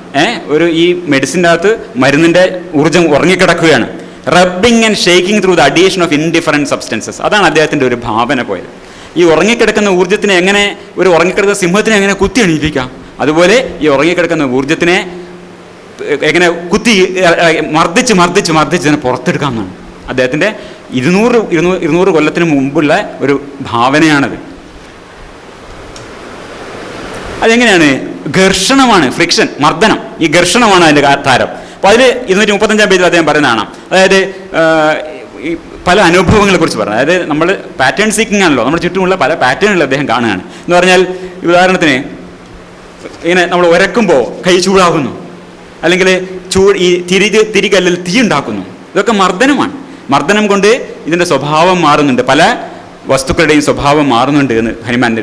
അതുപോലെ തന്നെ ചൂടാക്കി ചില സാധനങ്ങൾക്ക് മണം വരുന്നു, മർദ്ദിക്കുമ്പോൾ ഉരച്ചാൽ മണം വരുന്നു. ഇപ്പം ഞാനത് ഉദാഹരണം സമകാലീൻ്റെ കാണിച്ചതാണ്. ഒരു ടയർ ബ്രേക്ക് ചെയ്യുമ്പോൾ മർദ്ദനം കൊണ്ട് പുതിയ സ്മെല്ലുണ്ടാവുന്നു, അതിന് സ്മെല്ലില്ല. അദ്ദേഹം പറയുന്നത് ആനക്കൊമ്പ് ഉരച്ചു കഴിഞ്ഞാൽ മണം വരും എന്നാണ് പറയുന്നത്. ഈ മർദ്ദനം എന്നത് അത് അദ്ദേഹം കാണുകയാണ്. മർദ്ദനം എന്നതുകൊണ്ട് ഇതിൻ്റെ സ്വഭാവം മാറുന്നുണ്ട്. അപ്പോൾ ഇങ്ങനെ ഇതൊരു രൂപമായി ഇദ്ദേഹം ഒരു പാറ്റേൺ സീക്കിംഗ് സ്റ്റോറി ടെല്ലിംഗ് ആണ്. അപ്പോൾ അതുപോലെ തന്നെ വേറൊരു അദ്ദേഹം കണ്ടതാണ്, സ്റ്റീലിനെ മാഗ്നറ്റ് ആക്കാൻ, ഇരുമ്പിനെ മാഗ്നറ്റ് ആക്കാൻ വേണ്ടി അതിനെ അടിച്ച് മർദ്ദിച്ചാൽ മതി. അതിപ്പോൾ നമുക്ക് വിക്കി ഹോൾ നോക്കിയാൽ കാണാം എങ്ങനെയാണ് മർദ്ദിച്ച് ചെയ്യുന്നത്. എത്രത്തോളം മർദ്ദിക്കുന്നോ അത്രത്തോളം അത് കൂടുതൽ കാന്തമായി മാറും. അപ്പോൾ ഇതൊക്കെ എന്താണ്? ഒരു കഥയാണ്. ഇതുപോലുള്ള പല ആകാശത്ത് ഈ നക്ഷത്രങ്ങളുടെ കൂട്ടത്തിൽ നമ്മളിങ്ങനെ ഓരോ രൂപങ്ങളെ ദർശിക്കുന്നത് പോലെ പ്രസക്തമല്ലാത്ത ഇത് വാസ്തവത്തിൽ എത്രത്തോളം ഈ മറ്റുള്ള ഈ അദ്ദേഹം പറയുന്ന മണ്ഡലത്തിൽ പ്രസക്തമാണ്, ഇതൊരു യഥാർത്ഥമായ ഒരു പാറ്റേൺ ആണോ എന്ന് അദ്ദേഹം നോക്കാൻ ശാസ്ത്രീയമായ രീതികളല്ല പ്രയോഗിച്ചത്. അദ്ദേഹം ഇങ്ങനെ ഒന്ന് കണ്ടു, അത് വിശ്വസിച്ചു. അതാണ് പാറ്റേൺ സീക്കിംഗ് സ്റ്റോറി ടെല്ലിംഗ്. പല ബദൽ വൈദ്യങ്ങളുടെയും ഒരു പ്രധാന സ്വഭാവം ഇതാണ്, പാറ്റേൺ സീക്കിംഗ് സ്റ്റോറി ടെല്ലിംഗ്. അപ്പോൾ അദ്ദേഹം വിചാരിച്ചതാണ് താൻ ഒരു പ്രകൃതി നിയമം കണ്ടെത്തി എന്നാണ്. ഇങ്ങനെ മർദ്ദനത്തിലൂടെ ഈ മരുന്നുകളുടെ ആന്തരികമായി ഉറങ്ങിക്കിടക്കുന്ന ഊർജ്ജത്തെ പുറത്തെടുക്കാമെന്ന് താനൊരു പ്രകൃതി നിയമം കണ്ടെത്തിയെന്നാണ് ഹനുമാൻ അന്ന് ധരിച്ചത്. അപ്പോൾ ലോ ഓഫ് നേച്ചർ എന്നാണ്, ട്രിച്ചുറേഷൻ സക്രഷൻ എന്നാണ് അദ്ദേഹം പറയുന്നത്. അപ്പോൾ ഇതിൽ തന്നെ വലിയ തമാശകൾ നമുക്ക് കാണാം. ഇതിൻ്റെ 5ാമത്തെ എഡിഷനിൽ അദ്ദേഹം പറയുന്നത് വളരെ കൃത്യമായിട്ടാണ്. 2 തവണയാണ് ഓരോ തവണയും കുലുക്കണം എന്ന് പറയുന്നത്. മരുന്ന് ചേർത്തിട്ട് നേരത്തെ അതിൻ്റെ ഡയലൂഷനെ കുറിച്ച് പറഞ്ഞല്ലോ, ഒരു തുള്ളി എടുക്കുക, അത് 99 തുള്ളി ലയിപ്പിച്ച ശേഷം കുലുക്കുക. ഇത് എത്ര വട്ടം കുലുക്കണം? ഹനുമാൻ എന്ന് പറഞ്ഞത് 2 തവണ കുലുക്കണം. അതിനെപ്പറ്റി വളരെ വിശദമായിട്ട് ലെസർ റൈറ്റിംഗ്സ് എന്ന പുസ്തകത്തിൽ ഒരു പേജ് കാണാം. 2 തവണയെ കുലുക്കാവൂ, അല്ലെങ്കിൽ മാരകമാണ് എന്നാണ്. ഒരു ഉദാഹരണം പറയുന്നത് എന്താണ്? വൂപ്പിംഗ് കഫ് ഉണ്ടായ ഒരു കുട്ടിക്ക് ഇത് പറയുന്നുണ്ട്, ജ്യൂസ് ഓഫ് സൺഡ്യൂ 15 തവണ കൊടുത്തപ്പോൾ എന്താണ്? അപ്പോൾ എന്ത് ചെയ്തു? അത് മാരകമായി, endanger the life of such child. പക്ഷേ they were shaken but twice. 2 മാത്രമാണെങ്കിലോ ക്യൂർ ദിസ് ടെറിബിൾ ഡിസീസ് എന്നാണ്. 2 തവണ മാത്രമേ കുലുക്കാവൂ. 15 തവണ കുലിക്കുക ചിലപ്പോൾ അതിന് ശക്തി കൂട്ടിയിട്ട് അത് മാരകമായി പോകുമെന്നാണ് അദ്ദേഹം ഒരു ഘട്ടത്തിൽ പറയുന്നത്. 5ാമത്തെ എഡിഷൻ ഓർഗനാണ്. അത് തന്നെ അതിൽ 5ാമത്തെ എഡിഷനിൽ 2 തവണ കുലിക്കാനേ പറഞ്ഞുള്ളൂ. അതിൻ്റെ വിശദാംശങ്ങൾ ഈ പുസ്തകത്തിൽ അദ്ദേഹം പറയുന്നതാണ്. 100 തവണ കുലിക്കണം എന്നാണ് 6ാമത്തെ എഡിഷൻ ആയപ്പോഴേക്കും. ഈ കഥ മുഴുവൻ അദ്ദേഹം വളരെ സൗകര്യപൂർവ്വം വിസ്മരിച്ചു. അത് നമ്മുടെ എല്ലാവരുടെ സ്വഭാവം, മനുഷ്യ സ്വഭാവം എന്താണെന്ന് വെച്ചാൽ സെലക്റ്റീവ് മെമ്മറിയാണ്. നമ്മൾ എന്തെങ്കിലും ഒന്ന് നമുക്ക് ഒരു അബദ്ധം സംഭവിച്ചത് അല്ലെങ്കിൽ തെറ്റ് സംഭവിച്ചത് നമ്മൾ ഓർക്കാൻ ഇഷ്ടപ്പെടില്ല പലതും. അത് നമ്മളെ രീതി, എല്ലാ മനുഷ്യരുടെ സ്വഭാവമാണ്. നമ്മളൊക്കെ മനുഷ്യന്മാരാണല്ലോ. അപ്പോൾ നമ്മളിപ്പോൾ എന്തെങ്കിലും ഒരു സംഗതി കഴിഞ്ഞിട്ട് എങ്ങനെ ഉണ്ടായിരുന്നു യാത്ര, കുറേ കാര്യങ്ങളൊക്കെ നമ്മളവിടെ ബോധപൂർവ്വം മറന്നു. കുറേ കാലം കഴിയുമ്പോൾ നമ്മളൊക്കെ മറന്നു പോകും. സെലക്റ്റീവ് മെമ്മറിയാണ്. പഴയ കാലം ആലോചിച്ച് കഴിഞ്ഞാൽ നമ്മൾ വളരെ സെലക്റ്റീവായ കാര്യങ്ങളെ ഓർക്കുന്നുള്ളൂ വേണം എന്ന് പറഞ്ഞതുപോലെ 5ാമത്തെ എഡിഷൻ 6ാമത്തെ എഡിഷനിലേക്ക് വന്നപ്പോഴേക്കും 100 തവണ കുലിക്കണം എന്നായി. മുമ്പ് പറഞ്ഞതൊക്കെ അതേപോലെ ഇല്ലാണ്ടായി. 15 തവണ കുലിക്കാൻ മാരകമാവുമെന്ന് പറഞ്ഞതൊക്കെ അതേപോലെ പിൻവലിച്ചു. ഇത്രയും മാത്രമാണ് അതിൻ്റെ എന്താ പറയുക, അതിൻ്റെ ഒരു ശാസ്ത്രീയ ദൃഢത എന്ന് പറയുന്നത്. അപ്പോൾ ഇതാണ് 6ാമത്തെ എഡിഷൻ. എങ്ങനെ 100 strong succussions with a hand against a hard but elastic body perhaps on a leather bound book. ഒരു ലെതർ ബൗണ്ടായ ഒരു ബുക്കിൻ്റെ മുകളിൽ 100 തവണ ഇടിക്കണം എന്നാണ് പറയുന്നത്. അപ്പോൾ ഇതാണ് 4ാമത്തെ പാഠം. അന്യവസ്തുക്കൾ ചേർത്ത് നേർപ്പിക്കുകയും അരക്കുകയും കുലുക്കുകയും ചെയ്യുന്നതിലൂടെ മരുന്നിൽ ഉറങ്ങിക്കിടക്കുന്ന അളവറ്റ ഔഷധ ഊർജ്ജം പുറത്തു വരുമെന്ന ഹാനിമാൻ്റെ ഭാവന അർത്ഥശൂന്യമാണ്. ഇല്ലാത്ത ഔഷധ ഊർജ്ജം ഒരു രോഗവും ശമിപ്പിക്കില്ല. ഇനി ഔഷധ ഊർജ്ജത്തിൻ്റെ പ്രഭാവം കൊണ്ടല്ലാതെ മരുന്നിൻ്റെ രാസസ്വഭാവം കാരണം ഹോമിയോ മരുന്നുകൾ പ്രയോജനം ചെയ്തുകൂടെ? ഒരിക്കലും സാധ്യതയില്ല. കാരണം എന്താണ്? ഹോമിയോ മരുന്നുകളിൽ ഒരു മരുന്നുമില്ല. ഈ ഡൈല്യൂഷൻ പറഞ്ഞാൽ 30x ഒരു ഇതെടുക്കുകയാണെങ്കിൽ 30x എന്ന് പറഞ്ഞാൽ 10 തുള്ളി ഉപയോഗിക്കുന്നതിൽ 30 തവണ ചെയ്തത്. അതിൽ മരുന്നിൻ്റെ ഒരൊറ്റ തന്മാത്ര എത്ര സൂക്ഷ്മമാണ് നിങ്ങൾ ആലോചിക്കണം. ഒരു തുള്ളി വെള്ളത്തിലെത്ര തന്മാത്ര ഉണ്ടാവുക വരും. ഒരു തന്മാത്ര എത്തണമെങ്കിൽ 1000 വണ്ടൻ ലോറിയിൽ മരുന്ന് കൊണ്ടിടണം. മനസ്സിലായോ? എന്നാലാണ് ഒരു തന്മാത്രയിൽ ഒരു തന്മാത്ര കിട്ടുക. 1 ടൺ കൊള്ളുന്ന 1000 ലോറിയിൽ കൊണ്ടുവരുന്ന അത്രയും മരുന്നുകൾ കൊണ്ടുവന്നിട്ട് അത് മുഴുവൻ ഇരുന്ന് കഴിച്ചാലാണ് നിങ്ങൾക്ക് ഒരു തന്മാത്ര കിട്ടുക. അതാണ് ഈ ഡയല്യൂഷൻ്റെ ഒരു ഫാന്റാസ്റ്റിക്കായ അവസ്ഥ. ഹനുമാൻ നിർദ്ദേശിക്കുന്നതാണെങ്കിലോ ഈ 30x ഒന്നുമല്ല, 30x അല്ല, 30C ആണ്. C എന്ന് വെച്ചാൽ എന്താണ്? 100ലാണ്. അങ്ങനെ മരുന്നുകൾ ഇറങ്ങുന്നുണ്ട്. ഇതൊക്കെ ഇന്നിപ്പോൾ ഇറങ്ങുന്നതാണ്. ഹനുമാൻ നെക്സ് വോമിക്ക സൾഫർ ഇതൊക്കെ 30Cയിൽ ഇറങ്ങുന്നുണ്ട്. ഹനുമാന്റെ മരുന്നുകളിൽ നിന്ന് ഒറിജിനൽ മരുന്നിൻ്റെ ഒരൊറ്റ തന്മാത്ര കിട്ടണമെങ്കിൽ ഭൂമിയുടെ 300 കോടി ഇരട്ടി വലുപ്പമുള്ള ഒരു പാത്രത്തിലുള്ള അത്രയും ചാരായമോ വെള്ളമോ കുടിക്കണം. എന്നാലാണ് ഒരു തന്മാത്ര കിട്ടുക. ഹനുമാന് പക്ഷേ ഇത് പറഞ്ഞാൽ പോലും ഒരു പ്രശ്നമില്ലായിരുന്നു. കാരണം ഹനുമാൻ വിശ്വസിച്ചിരുന്നത് ഇത് തന്മാത്രകളൊന്നും അല്ല, അത് വിഷയമേ അല്ല. അതിൽ ഉറങ്ങിക്കിടക്കുന്ന ഊർജ്ജത്തിനെ ഈ ലെതർ ബൗണ്ട് ബുക്കിൻ്റെ മുകളിൽ അടിക്കുമ്പോൾ അത് തന്നെ പുറത്തേക്ക് വരും. ആ ഊർജ്ജം ഇങ്ങനെ എത്രയോ കാലം അത് നിൽക്കും എന്നുള്ള ഒരു എന്താ പറയുക, ഞാനൊരു മോശമായ വാക്കൊന്നും പ്രയോഗിക്കരുത്. അപ്പോൾ എന്ന് പറഞ്ഞാൽ ഒരു വിശ്വാസമാണ് അദ്ദേഹത്തിനുണ്ടായിരുന്നത്. അപ്പോൾ അതാണ് 30C ഡയല്യൂഷൻ. ഇപ്പോൾ കിട്ടുന്ന മരുന്നുകൾ പലതും, ഇതൊരു വീഡിയോ തന്നെ ഉണ്ട്, ഞാൻ വീഡിയോ കാണിച്ചില്ല. ഓസ്ലോ കോക്സിനം എന്നൊരു മരുന്ന് അമേരിക്കയിലും കാനഡയിലൊക്കെ വളരെ പ്രചാരത്തിലാണ്. ഇപ്പോൾ അതിനൊരു കേസൊക്കെ നടക്കുന്നുണ്ട്. അതിൽ പറയുന്നത് അറിയോ, 200C ആണ് അതിൻ്റെ. 200C 30C ഒക്കെ കഴിഞ്ഞു. 30C ആണ് ഹനുമാൻ പറഞ്ഞത്. 200Cയിൽ ഓസ്ലോ കോക്സിനം എന്നൊരു സാധനം ഉണ്ട്. അതെന്താണ് ഓസ്ലോ കോക്സിനം എന്ന് വെച്ചാൽ അറിയോ? കാട്ട് താറാവിൻ്റെ ലിവർ. അതാണ് സാധനം. ഇതാണ് 200C. എത്ര പൂജ്യമാണ് എനിക്ക് വലിയ കണക്കറിയില്ല, ഇത്രയും പൂജ്യം ഉണ്ടാവും. അപ്പോൾ 10⁻²94 times the volume of the observable universe. നമ്മൾ ഈ കാണാവുന്ന പ്രപഞ്ചത്തിൻ്റെ എത്ര 10 × 294 തവണ പെരുക്കിയാലുള്ള അത്രയും അചിന്ത്യമാണ്. അത്രയും വലുപ്പമുള്ള നോക്കിയാലാണ് എന്ത് കിട്ടുക? ഒരു തന്മാത്ര ഈ ഡക്കിൻ്റെ തരുന്ന് കിട്ടുക.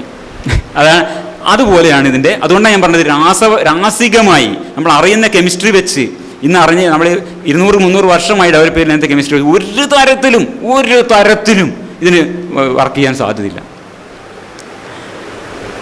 അപ്പോൾ ഇത് ഞാൻ ഒരു കഥ ഓർത്താണ്.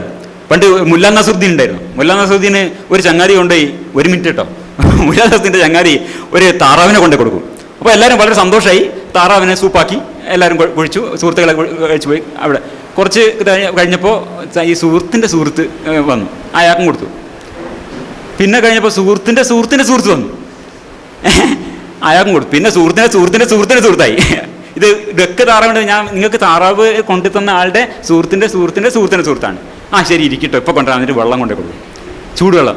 ഇതെന്താ സൂപ്പ്? ഇതാണ് സൂപ്പിൻ്റെ സൂപ്പ്. ഇതേപോലെയാണ് ഹോമിയോപ്പതിയുടെ കഥ. ഈ ഒരു അവഗാഡ്രോ സംഖ്യയെക്കുറിച്ച് സാറ് പറഞ്ഞു. അവഗാഡ്രോ സംഖ്യയിൽ ഒരു തുള്ളി വെള്ളത്തിൽ 167 കഴിഞ്ഞാൽ പിന്നെ ഒരു 19 പൂജ്യം കൂടി ഇടുന്ന അത്രയും തന്മാത്രകളുണ്ട്. അപ്പോഴാണ് ഒരു തന്മാത്രയെക്കുറിച്ച് സംസാരിക്കുന്നത്. ഒരു തുള്ളി വെള്ളത്തിൽ ഇത്രയും കോടാനുകോടി തന്മാത്രകളുണ്ട്. അപ്പോൾ ഈ 6.02 × 10⁻23 അതാണ് അവഗാഡ്രോ സംഖ്യ എന്ന് പറയുന്നത്. അപ്പോൾ 13C എത്തിയപ്പോഴേക്കും സാറത് പറഞ്ഞാണ് നേരത്തെ. ആദ്യം ഉണ്ടായിരുന്ന മരുന്ന് പോട്ടെ, ആദ്യം ഈ മരുന്നിനെ ലയിപ്പിക്കാൻ ഉപയോഗിച്ച വെള്ളം ഉണ്ടല്ലോ, ഈ സുഹൃത്തിൻ്റെ സുഹൃത്ത്, അതുപോലും എന്തായി? അപ്പക്കോൽ എലി ഭക്ഷിച്ചു, അപ്പത്തിന് കഥ എന്തുവാന്ന് പറഞ്ഞ പോലെ ആ വെള്ളം പോലും 13C ഉണ്ടാവില്ല. ആദ്യത്തെ മരുന്നിൻ്റെ കഥ പോട്ടെ, അത് ഓർക്കുന്ന വെള്ളം ഉണ്ടെന്നാണല്ലോ സാറ് പറഞ്ഞത്. ആ ഓർക്കാനുള്ള വെള്ളം പോലും 13 സീല താഴേക്കില്ല. മനസ്സിലായോ? അതിൻ്റെ ഒരു തന്മാത്ര പോലും, ആ വെള്ളം തന്നെ പോട്ടെ, ആ വെള്ളത്തിൻ്റെ ഒരു തന്മാത്രയെങ്കിലും, തന്മാത്രകളല്ലല്ലോ അതിൻ്റെ ബുദ്ധി ഇരിക്കുന്നത്, അത് വേറെ വിഷയം. അപ്പോൾ അവഗാഡ്രോ സംഖ്യ കണ്ടെത്തുന്നത് വളരെ ശേഷമാണ്. ഈ ഹനിമാൻ ഓർഗാനോൺ പ്രസിദ്ധീകരിച്ചതിൻ്റെ അടുത്ത വർഷമാണ് ആദ്യമായി ഈ അവഗാഡ്രോ സിദ്ധാന്തത്തിലുള്ള ആദ്യ പടി നടക്കുന്നത്. അന്ന് അവഗാഡ്രോ നമ്പറൊന്നും വന്നിട്ടേ ഇല്ല. അതും എത്രയോ കഴിഞ്ഞ ശേഷം, ഹനിമാൻ അന്തരിച്ച് 22 വർഷത്തിന് ശേഷമാണ് അവഗാഡ്രോ സംഖ്യ എന്ന അതിലേക്കുള്ള ആദ്യ കാൽവെപ്പ് വരുന്നത്. ഇതുകൊണ്ടാണ് എന്ത് പറയുന്നത്, നമ്മൾ ഈ അവഗാഡ്രോ സംഖ്യ ഒന്നും കണ്ട് പരിഭ്രമിക്കാനൊന്നുമില്ല. എന്തുകൊണ്ടാണ് 5 അപ്പം കൊണ്ട് 5000 പേരെ ഊട്ടിയത് ഒരു അത്ഭുതമാവുന്നത്? അത് സാധാരണ എല്ലാവർക്കും സംഭവിക്കുമായിരുന്നോ? 5 അപ്പം കൊണ്ട് എനിക്കും നിങ്ങൾക്കും 5000 പേര് കൂട്ടാൻ പറ്റില്ല. അത് ആർക്കേ പറ്റുള്ളൂ? അത്ഭുതങ്ങൾ ചെയ്യുന്ന ആൾക്കാർക്ക് മാത്രമേ പറ്റൂ. അതുകൊണ്ടാണ് അത് അത്ഭുതമാവുന്നത്. സാധാരണമായ ഒരു നിയമം കൊണ്ടും നമ്മൾ അറിയാവുന്ന, ഇന്നേ വരെ അറിയാവുന്ന ഒരു നിയമം കൊണ്ടും 5 അപ്പം കൊണ്ട് 5000 പേരെ ഊട്ടാൻ സാധ്യമല്ല എന്നുള്ളത് കൊണ്ടാണ് അതൊരു അത്ഭുതമാവുന്നത്. അതൊരു അഭൗതിക പ്രവർത്തനമാണ്, ഭൗതികമല്ല.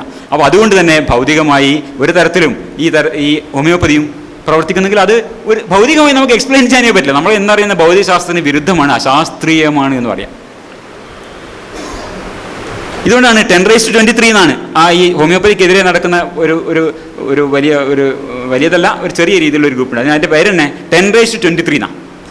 അത് ഈ അവഗാഡ്രോ സംഖ്യ ഓർമ്മിക്കാൻ വേണ്ട, homeopathy there is nothing in it എന്നാണ്. അപ്പോൾ അവർ ക്യാമ്പയിൻ ടൈമിൽ 10:23 ആകുമ്പോൾ എല്ലാവരും കൂടി ഇരുന്നിട്ട് ഈ ഹോമിയോ മരുന്നുകൾ വെക്കുന്ന കടയുടെ മുന്നിൽ നിന്ന് എല്ലാവരും ഹോമിയോപ്പതി മരുന്നുകൾ, പിന്നെ വളരെ വിഷമുള്ള നേരത്തെ പറഞ്ഞു ആർസെനിക്കം ആൽബം എന്നൊക്കെ പറഞ്ഞു സാർ, വളരെ വിഷകരമായതാണ്. അത് 84 ഗുളിക എടുത്ത് ആത്മഹത്യ ചെയ്യും, പരസ്യമായ ആത്മഹത്യ.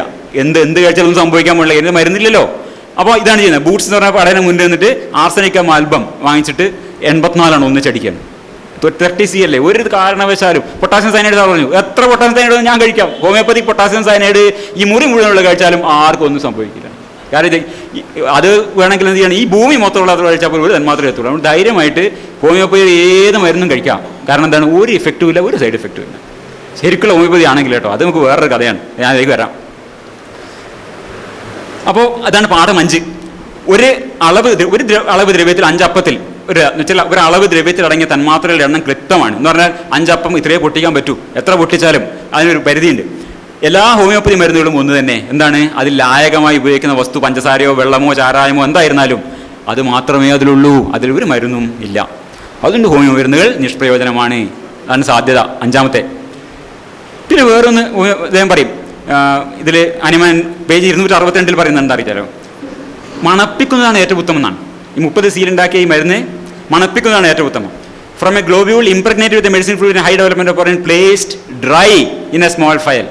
അപ്പോൾ എന്താ ചെയ്യുന്നത്, ഈ 30 C വെള്ളത്തിനെ പഞ്ചസാര ഗുളികകൾ തളിപ്പിച്ച് അത് ഉണങ്ങിയ ശേഷം എന്നാണ് പറയുന്നത്. ഉണങ്ങിയ ശേഷം ഒരു പാത്രത്തിൽ എടുത്ത് വെക്കുക. എന്നിട്ട് 20 വർഷം വരെ അദ്ദേഹം അത് ഉപയോഗിച്ചതാണ്. ഒന്നും ചെയ്യേണ്ട, വെറുതെ മൂക്കിന് മണപ്പിച്ച് കൊടുത്താൽ രോഗം മാറും. 100-ൽ ഒരാൾക്ക് പോലും മാറാതിരിക്കലെന്നാണ്. 20 കൊല്ലം ആലോചിച്ച് നോക്കണം അതിൻ്റെ ഒരു പ്രഭാവം. ആ മരുന്നിലൊന്നും ഇല്ല നമ്മൾ പറഞ്ഞു കഴിഞ്ഞു. ഈ മരുന്നിനെ ഒരു ഇതിലൊഴിച്ച് ഉണക്കി ഒരു പാത്രത്തിൽ അടച്ചു വെച്ചിട്ട് ഓരോ രോഗി വരുമ്പോൾ തുറന്നിങ്ങനെ മണപ്പിച്ചാൽ മതി. എത്ര വർഷം? 20 വർഷം എന്നാണ് പറഞ്ഞത്. And dried retains for this purpose all it's power undiminished, page 262, for at least 18 or 20 years എന്നാണ് അദ്ദേഹം പറയുന്നത്. 100-ൽ 99-ലധികം രോഗങ്ങളും ഈ വളരെ പുരാതനമായ 20 വർഷം മുമ്പുള്ള മരുന്ന്. 20 വർഷം മുമ്പ് നമ്മളെ ഏറ്റവും വികസിതമായ ഓർമ്മയുള്ള സാധനമാണ് മനുഷ്യൻ്റെ മസ്തിഷ്കം. 20 വർഷം മുമ്പുള്ളൊരു കാര്യം ചോദിച്ചാൽ നമുക്ക് എന്തൊരു ഓർമ്മയുണ്ടാവും? ഈ മരുന്നിൻ്റെ ഒരു ഓർമ്മ നോക്കണം. എത്ര വർഷം കഴിഞ്ഞാലും ഉണങ്ങി ആവിയായി പോയി കഴിഞ്ഞു, അപ്പം തന്നെ ഡ്രൈ ആയിട്ടാണ് വെക്കുന്നത്. ആ മരുന്ന് 20 വർഷം കഴിഞ്ഞിട്ട് ഒന്ന് മണപ്പിച്ചാൽ രോഗങ്ങൾ മാറുന്നതാണ്. ഈ അക്യൂട്ട് ആൻഡ് ക്രോണിക് ഡിസീസ് ഒക്കെ മാറുന്നതാണ് പറയുന്നത്. 6 മാസം അദ്ദേഹം പറയുന്നത് ഒരൊറ്റ രോഗിയെ പോലും 100-ൽ I can scarcely name 1 in 100 out of the many patients എന്നാണ് പറയുന്നത്. അപ്പോൾ ഇത്ര വിചിത്രമായൊരു ആശയ ലോകമാണ് ഹോമിയോപ്പതിയുടെ. അതാണ് പാഠം 6. മരുന്ന് തളിച്ച് ഉണക്കിയെടുത്ത് 20 വർഷത്തിന് ശേഷം ആ മരുന്ന് മണപ്പിച്ചാൽ മതി രോഗം മാറുന്ന പ്രസ്താവനയാണ്. രോഗം മാറുന്നതിൽ ഹോമിയോ മരുന്നിന് വിശേഷിച്ച് പങ്കൊന്നുമില്ല എന്ന് നമുക്ക് ഊഹിക്കാം. മരുന്നിനൊരു പങ്കുമില്ല. അതും നേരത്തെ സാറ് പറയണ്ടേ, മരുന്നിലല്ല കാര്യം. അപ്പോൾ ഹോമിയോപ്പതി മരുന്നുകളൊന്നും തീർത്തും നിഷ്പ്രയോജനമാണ്. ഹനുമാൻ കണ്ടെത്തിയ മറ്റൊരു പ്രകൃതിയുമാണ് മുള്ളിനാൽ എന്നാണ് അദ്ദേഹം പറഞ്ഞത്. അതായത് സിമിലിയ സിമിലിബസ് ക്യൂറൻറ്റർ, സമേന ശാന്തി ചിലർ പറയും. അപ്പോൾ ഇതും തന്നെയാണ്, പ്രകൃതിയിൽ നിന്ന് യഥാർത്ഥമായൊരു പാറ്റേൺ വായിച്ചെടുത്ത ശേഷം അതിനെ ഒരു നിയമമാക്കി വികസിപ്പിച്ചെടുക്കുകയാണ് ഇദ്ദേഹം ചെയ്തത്. അപ്പോൾ എന്തുകൊണ്ടാണ് ഈ നേരത്തെ നമ്മുടെ മനോജ് ഇവിടെ പറയുണ്ടായി മലേറിയക്കുള്ള മരുന്ന് ക്യുനൈൻ ഈ സിങ്കോണ ബാർക്ക് കഴിച്ചപ്പോഴാണ് അദ്ദേഹത്തിന് എന്താ പറയുക മലേറിയയുടെ സിംറ്റംസ് പ്രത്യക്ഷപ്പെട്ടത്. അതിൽ നിന്നാണ് അദ്ദേഹം ഈ ഒരു നിയമം ഉണ്ടാക്കിയെന്ന് പറഞ്ഞു. ഇതൊക്കെ എന്താണെന്നറിയോ, ഒരു കംപ്ലീറ്റ് തീർത്തും തെറ്റായ ഒരു നിരീക്ഷണത്തിൻ്റെ മുകളിലാണ് ഇത് ഉണ്ടായെന്നുള്ള ഏറ്റവും വലിയ തമാശ. ഹോമിയോപ്പതി ഉണ്ടായത് തന്നെ ഒരു ഇന്നപ്രോപ്രിയേറ്റ് ഒരു ഫലിതം പറയാൻ എനിക്ക് തോന്നുന്നത്. അത് ക്ഷമിക്കണം, വേണ്ട പോട്ടെ, കുഴപ്പമാണ്. പിന്നെ ഹാനിമാൻ എന്ന അദ്ദേഹത്തിന് ഈ ക്വിനൈൻ, ഞാൻ ഹാനിമാനെ കുറിച്ച് അല്ല കേട്ടോ, വേറെ രാഷ്ട്രീയ തമാശ പറയാൻ വിചാരിച്ചാണ്. അത് ചിലപ്പോൾ പല രാഷ്ട്രീയ ആൾക്കാരുണ്ടാവും പറഞ്ഞ് അടി വാങ്ങിക്കേണ്ട വെച്ച് ഞാൻ പറയുന്നത്. ഒരു രാഷ്ട്രീയ തമാശയാണ് എനിക്ക് ഓർമ്മ. അത് പണ്ട് രാഷ്ട്രീയ പാർട്ടി ഉണ്ടായ കഥയാണ്. ഇങ്ങനെ ഉണ്ടായ രാഷ്ട്രീയ പാർട്ടി എന്ന് പറയും. അതേപോലെ ആണ് ഈ സംഭവം. പിന്നെ ഈ സംഭവം എങ്ങനെ ഉണ്ടായത്? 1790 ഈ ഹനുമാൻ ഓർഗാനോൺ എഴുതുന്ന 20 വർഷം മുമ്പേ ആണ് ഈ സംഭവം ഉണ്ടാകുന്നത്. അദ്ദേഹം ഇത് മരുന്ന് കഴിച്ച് നോക്കി. അദ്ദേഹത്തിന് കംപ്ലീറ്റ് ഈ ഇതിലുള്ള ഒരു വലിയൊരു വിവരണം തന്നെ അദ്ദേഹം പറയുന്നുണ്ട്. എൻ്റെ ഹാർട്ട് ഭയങ്കരമായി ഇടിച്ചു, എനിക്ക് വീഴാൻ പോയി, പിന്നെ മുഖം ചുവന്നു, ഇങ്ങനെ പല പല കാര്യങ്ങളും പറഞ്ഞു. വിറയിലൊഴിച്ച് ബാക്കി എല്ലാ പരിധി ലക്ഷണങ്ങളും വന്നതാണ് പറഞ്ഞത്. ഇതെന്താണ് കാരണം? ഹനുമാന് ക്വിനൈനോട് അലർജി ആയിരുന്നു. അല്ലാതെ ഈ സിങ്കോണ മരത്തൊലി എത്രയോ ലക്ഷക്കണക്കിന് ആൾക്കാർ അന്നും ഇതിനു ശേഷവും കഴിച്ചിട്ടുണ്ട്. അതിലുള്ള ക്വിനൈൻ എന്നുള്ള സാധനം ഇപ്പോഴും കഴിക്കുന്നുണ്ട്. വളരെ അപൂർവം ആൾക്കാർക്ക് മാത്രമാണ് ഈ ലക്ഷണങ്ങൾ വരുള്ളൂ. എന്തുകൊണ്ട്? കാരണം അവർക്ക് ക്വിനൈനോട് അലർജി ഉണ്ട്. ഹനുമാൻ ഒരു അലർജിയിൽ നിന്നാണ് ഈ ഹോമിയോപ്പതി എന്ന മഹാപ്രസ്ഥാനം തന്നെ ഉണ്ടായി വന്നുള്ള. കാരണം ഈ ആലോചന തുടങ്ങുന്നത് എന്താണ്? ഈ അടിസ്ഥാന നിയമം എന്താണ്? സിമ്പിൾബസ് ക്യുറൻഡർ എന്നുള്ള എവിടുന്ന് വന്നു?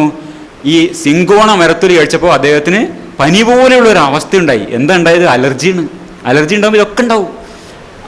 ഈ അടിസ്ഥാനപരമായ തെറ്റിദ്ധാരണയിൽ നിന്ന് ഉളവായതാണ് ഈ മരത്തൊലി തനിക്കുണ്ടായ പരവേശത്തെ പനി എന്ന് അദ്ദേഹം തെറ്റിദ്ധരിച്ചു. അതാണ് ഒരു തെറ്റായ പാറ്റേൺ സീക്കിംഗ് ഉണ്ടായത്. അപ്പോൾ എന്താണ് ഇതുകൊണ്ടുണ്ടായ സംഗതി? ഈ ഒരു തെറ്റായ പാറ്റേൺ സീക്കിങ്ങിനോട് അദ്ദേഹം ഉണ്ടായി. It's not directed. ഇത് പറയുന്നുണ്ട്, ഈ ഓർഗാനിൽ പറയുന്നത് ഹോമിയോപ്പതി ഇന്ന് ഇവിടെ ആവർത്തിക്കപ്പെട്ട കാര്യമാണ്. Not directed towards imaginary or invented internal causes. രോഗങ്ങളുടെ ആന്തരിക കാരണങ്ങളൊക്കെ വെറും ഭാവനാസൃഷ്ടമാണ്. അതിനെ അന്വേഷിക്കലല്ല ഹോമിയോപ്പതിൻ്റെ ജോലി. ഹോമിയോപ്പതി ജോലി എന്താണ്? ലക്ഷണങ്ങൾ ഏതാണെന്ന് മനസ്സിലാക്കുക. ആ ലക്ഷണങ്ങൾ ആരോഗ്യമുള്ള ആൾക്കാർ കഴിച്ചാൽ തനിക്ക് സംഭവിച്ചതുപോലെ, തനിക്ക് സിങ്കോണ കഴിച്ചപ്പോൾ ഉണ്ടായതുപോലെ ആരോഗ്യം ഉള്ള ആൾക്കാർ കഴിച്ചാൽ ഈ മരുന്ന് ഇതേ ലക്ഷണങ്ങൾ ഉണ്ടാക്കുന്ന ആ ലക്ഷണമുള്ള മരുന്ന് ഏതാണെന്ന് കണ്ടെത്തുക. ലോക ലക്ഷണങ്ങൾക്ക് സമാനമായ ലക്ഷണങ്ങൾ ഉണ്ടാക്കാൻ ഉള്ള ഒരൊറ്റ മരുന്ന് കണ്ടെത്തുക എന്നുള്ള ലക്ഷ്യം. അതുകൊണ്ടാണ് ഈ ആർട്ടിക്കേറിയ വന്ന കുട്ടിക്ക് എന്ത് കൊടുക്കുന്നത്? തേനീച്ച വിഷം കൊടുക്കുന്നത്. തേനീച്ച കുത്തിയാൽ ഈ ചുവപ്പ് നിറം ഉണ്ടാവുമല്ലോ. അപ്പോൾ ആ വിഷം അത് ഇൻഫിനിറ്റായിട്ട് ഡയലൂട്ട് ചെയ്തിട്ട് ആ മരുന്നില്ലാത്ത മരുന്ന് കൊടുത്താൽ മാറും എന്ന് പറയുന്നത്. എന്താണ് സംഭവം ശരിക്കും? ഈ ആർട്ടിക്കേറിയ എന്ന് പറഞ്ഞ സാധനം ഇതൊരു ഈ പുസ്തകത്തിൽ നിന്ന് അത് വിശദമായിട്ട് പോകാൻ നേരിട്ടുണ്ട്, വളരെ ചുരുക്കി എന്തൊക്കെ പറയണേ. അപ്പോൾ ഇദ്ദേഹം പറയുന്നതാണ് ഈ കുട്ടിയെ 4-ാം ദിവസം രോഗം മാറിയെന്നാണ്. എന്തായാലും 6 ആഴ്ചക്കുള്ളിൽ മാറും. ഈ ആർട്ടിക്കേറിയ വന്നു കഴിഞ്ഞാൽ അക്യൂട്ട് ആർട്ടിക്കേറിയ 6 ആഴ്ചക്കുള്ളിൽ എന്തായാലും സെറ്റിൽ ചെയ്യും. പലർക്കും 24 മണിക്കൂർ, 48 മണിക്കൂർ, 4 ദിവസം, 5 ദിവസം, പരമാവധി 6 ആഴ്ച. അതാണ് അക്യൂട്ട് ആർട്ടിക്കേറിയ ഡെഫിനിഷൻ തന്നെ. അതിൽ ഈ ഇല്ലാത്ത മരുന്ന് ഈ സമേന ശാന്തി എന്ന ഇത് പ്രയോഗിച്ച് തേനീച്ച വിഷം കൊടുത്തത് കൊണ്ടല്ല രോഗം മാറിയത്. അത് സ്വാഭാവികമായിട്ട് മാറേണ്ട സമയത്ത് മാറി എന്നുള്ളതാണ്. പക്ഷെ അനുഭവ കഥകൾ ഇങ്ങനെ പറയും. അതാണ് പാഠം 7. 8 പാഠങ്ങളുള്ളൂ ആദ്യത്തിൽ. 2ാമത്തെ ഭാഗമുണ്ട്. സമേന എന്ന ഹോമിയോപ്പതി അടിസ്ഥാന നിയമം തെറ്റായ ഒരു വ്യക്തിഗത നിരീക്ഷണത്തിൻ്റെ അടിസ്ഥാനത്തിൽ ഹാനിമാൻ ഭാവന ചെയ്തതാണ്. ഈ തെറ്റായ നിയമത്തിൻ്റെ അടിസ്ഥാനത്തിൽ തിരഞ്ഞെടുക്കപ്പെടുന്ന മരുന്നുകൾ പ്രയോജനം ചെയ്യില്ല. ഇതാണ് 7ാമത്തെ പാഠം. ഇനി അടുത്ത പോയിന്റ്, ഈ ഹോമിയോ ഔഷധങ്ങൾ, അത് സാറ് നേരത്തെ പറയണ്ടായി, ആരോഗ്യമുള്ള മനുഷ്യരിൽ പരീക്ഷിച്ച് തെളിയിച്ചതാണെന്നാണ് ഹോമിയോപ്പതിക്കാർ പറയുക. അത് പരീക്ഷിച്ച് തെളിയിച്ചതാണ്. ആരോഗ്യമുള്ള മനുഷ്യരിൽ ഇതൊക്കെ പരീക്ഷിച്ച് തെളിയിച്ചത്. എന്താണ് ഈ തെളിയിക്കലിൻ്റെ ഒരു സത്യം നമുക്ക് നോക്കാം. ആ പ്രൂവിങ്സ്. അപ്പോൾ 30C മരുന്നാണ് പ്രൂവിങ്ങിന് ഉപയോഗിക്കേണ്ടതെന്നാണ് അഫോർസം 128 പേജ് 152 പറയുന്നത്. സാറ് പറഞ്ഞത് അത് ഇതിൻ്റെ ക്രൂഡ് ഡ്രഗ് ഉപയോഗിക്കണം എന്നാണ്. ആദ്യം അങ്ങനെ ഉണ്ടായിരുന്നു തോന്നുന്നു. ഏതായാലും ഹനുമാൻ പിന്നെ ഇത് മാറ്റിയിട്ടുണ്ട്. 30C എന്ന് പറഞ്ഞാൽ നമുക്ക് അറിയാലോ, അതിലൊരു മരുന്നുമില്ല. ആ സാധനമാണ് കൊടുക്കുന്നത്. അപ്പോൾ ഈ കൊടുക്കുമ്പോൾ എന്താണ്? ഇതിലൊരു മരുന്നും ഇല്ലാത്ത സാധനം തന്നെയാണ് കൊടുക്കുന്നത്. 30C ആയ മരുന്നാണ്. 30Cയിൽ ഒരു തന്മാത്ര പോലും ഉണ്ടാവാൻ യാതൊരു സാധ്യതയില്ല. അങ്ങനത്തെ സാധനമാണ് കൊടുക്കുന്നത്. അത് ആരാണ് കഴിച്ചു നോക്കുന്നത്? ഡോക്ടർ തന്നെയാണ് കഴിച്ചു നോക്കുന്നത്. ഹനുമാൻ്റെ പ്രൂവിംഗ് ഒക്കെ ഹനുമാൻ തന്നെയാണ് ചെയ്തത്. അതിൻ്റെ കൂടെ കുറച്ച് ആൾക്കാരുണ്ട്. ഇപ്പം മെറ്റീരിയ മെഡിക്ക പ്യൂറയിൽ ആദ്യത്തെ 50 പേരെങ്ങാനും സഹകരിക്കുന്നില്ല അവരോട് കൂടിയിട്ട്. 61 മരുന്നുകളാണ് മൊത്തം മെറ്റീരിയൽ മെഡിക്കൽ ബ്യൂറോയിൽ 2 വോള്യത്തിനും കൂടി അദ്ദേഹം പ്രൂവ് ചെയ്തിട്ടുള്ളത്. അപ്പോൾ പരീക്ഷകനും ഒരാൾ തന്നെ, അഫോർസ് 141 ഡോക്ടറിനെ ചെയ്യണമെന്നാണ് പറയുന്നത്. പിന്നെ അദ്ദേഹത്തിന് വിശ്വസ്തരായ വളരെ സെൻസിറ്റീവ് ആയിട്ടുള്ള മറ്റ് വ്യക്തികളെയും പരീക്ഷണത്തിൽ പ്രയോജനപ്പെടുത്താം. ബ്ലൈൻഡിങ് ഒന്നും ഇല്ല അവിടെ, ദർ ഇസ് നോ ബ്ലൈൻഡിങ്. ഡോക്ടർക്ക് വിശ്വാസമുള്ള ആൾക്കാരെ, അദ്ദേഹത്തിന് നല്ല പറയുന്ന വിശ്വാസമുള്ള ആൾക്കാരെ എടുക്കാനാണ് പറയുന്നത്. അപ്പോൾ ഈ മരുന്ന് കഴിച്ചതിന് ശേഷം, അത് അഫോറിസം 138 പേജ് 156, മരുന്ന് കഴിച്ചതിന് ശേഷം അനുഭവപ്പെടുന്ന ചെറുതും വലുതുമായ എല്ലാ ആരോഗ്യ വ്യതിയാനങ്ങളും ആ മരുന്നിൻ്റെ ഫലമാണെന്നാണ് പറയുന്നത്. എന്തൊക്കെ അയാൾക്ക് തോന്നിയോ, ഈ മരുന്ന് എന്ന് പറഞ്ഞ സാധനം ഒരു മരുന്നുമില്ലാത്തതാണ്, 30C ആണ്. അത് കൊടുത്തു കഴിഞ്ഞിട്ട് പിന്നെയുള്ള ദിവസങ്ങളിൽ എന്ത് വ്യത്യാസം ഇയാൾക്ക് തോന്നുന്നുണ്ടെങ്കിലും അതൊക്കെയും മരുന്നിൻ്റെ ആണെങ്കിൽ അതൊക്കെ കുറിച്ച് വെക്കും. ഞാൻ ഒറ്റ ഉദാഹരണം പറയാം. വെള്ളി എന്ന് പറഞ്ഞാൽ നമ്മൾ ദിവസവും പറഞ്ഞ പോലെ ബോംബെക്കാർക്ക് നല്ലോണം ഈ സ്വീറ്റ്സ് കഴിക്കുന്ന ആൾക്കാരാണ് വിചാരിക്കുന്നത്. പലരും അതേന്ന് എനിക്ക് തോന്നുന്നത്. ഈ സ്വീറ്റ്സിൻ്റെ മുകളിലൊക്കെ ഇഷ്ടം പോലെ പുരട്ടിത്തരുന്ന സാധനമാണ് വെള്ളി. അത് കഴിക്കും ചുമ്മാ, അതുകൊണ്ടൊരു പ്രശ്നമില്ല, അത് അതേപോലെ അങ്ങ് പോവുകയും ചെയ്യും. അല്ലാണ്ട് അത് ദഹിപ്പിക്കാൻ നമുക്ക് പറ്റില്ലല്ലോ. വെള്ളി പാക്ക് ചെയ്തിട്ട് പേടയിലും മറ്റു മറിച്ചൊക്കെ ധാരാളം വരുന്ന സാധനമാണ് സിൽവർ. ഈ സാധനം ഹനുമാൻ മെറ്റീരിയൽ മെഡിക്കൽ പ്യൂറയിൽ കൃത്യമായി പ്രൂവ് ചെയ്തിട്ടുണ്ട്. അത് ഈ വെള്ളി കഴിച്ചാലുണ്ടാകുന്ന ഫലങ്ങൾ എന്തെന്ന് അദ്ദേഹം വളരെ വിശദമായി ഉപന്യസിക്കുന്നുണ്ട്. അപ്പോൾ അദ്ദേഹം അതിൽ പറയുന്നതെന്ന് വെച്ചാൽ, ഈ ഇപ്പോഴത്തെ തിയറിസ്റ്റുകൾ വിത്തൗട്ട് എക്സ്പീരിയൻസ്, ഈ അന്നത്തെ മറ്റു വൈദ്യന്മാരുടെ കളിയൊക്കെയാണ് മെറ്റീരിയൽ മെഡിക്കൽ പ്യൂറയിൽ. അവർ പറയും ഇത് വയറ്റിലെത്തിയ ദഹിക്കില്ല. നമ്മുടെ സുമാൻ സാറ് ഹൈഡ്രോക്ലോറിക് ആസിഡും എന്നൊക്കെ പറഞ്ഞു, ഹനുമാൻ കേട്ടാൽ ഓടിക്കും. അദ്ദേഹം പറഞ്ഞത് ഈ ഇതൊന്നും ഡൈജസ്റ്റ് ചെയ്യില്ല. ഇങ്ങനത്തെ പുതിയ രീതിയിലുള്ള ഫിസിയോളജി അദ്ദേഹത്തിന് ഇഷ്ടമല്ല. ഇത് ഈ വളരെ സിമ്പിളാണ്.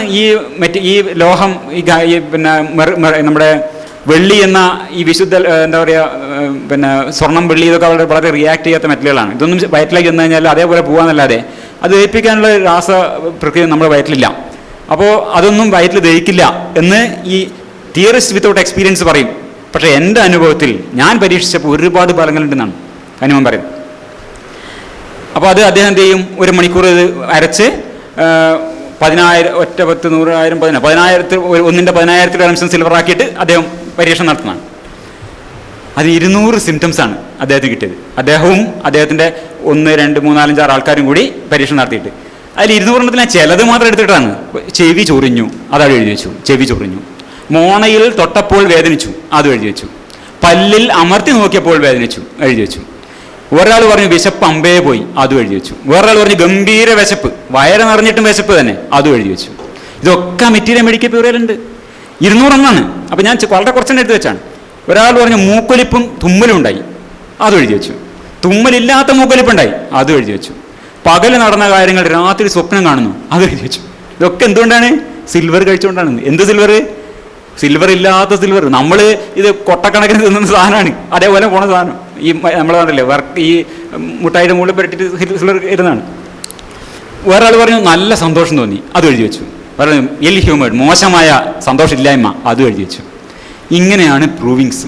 ഇതാണ് ഇത് വെച്ചുകൊണ്ടാണ് രോഗങ്ങളിലെ ഈ ലക്ഷണങ്ങൾ കണക്കാക്കി വെച്ചിരിക്കുന്നത്. ഇതൊക്കെ ഞാൻ ഒരു പരിഹാസമായിട്ട് പറയല്ല, കാലം പഴയത് മാർത്താണ്ഡവർമ്മയുടെ കാലമല്ലേ.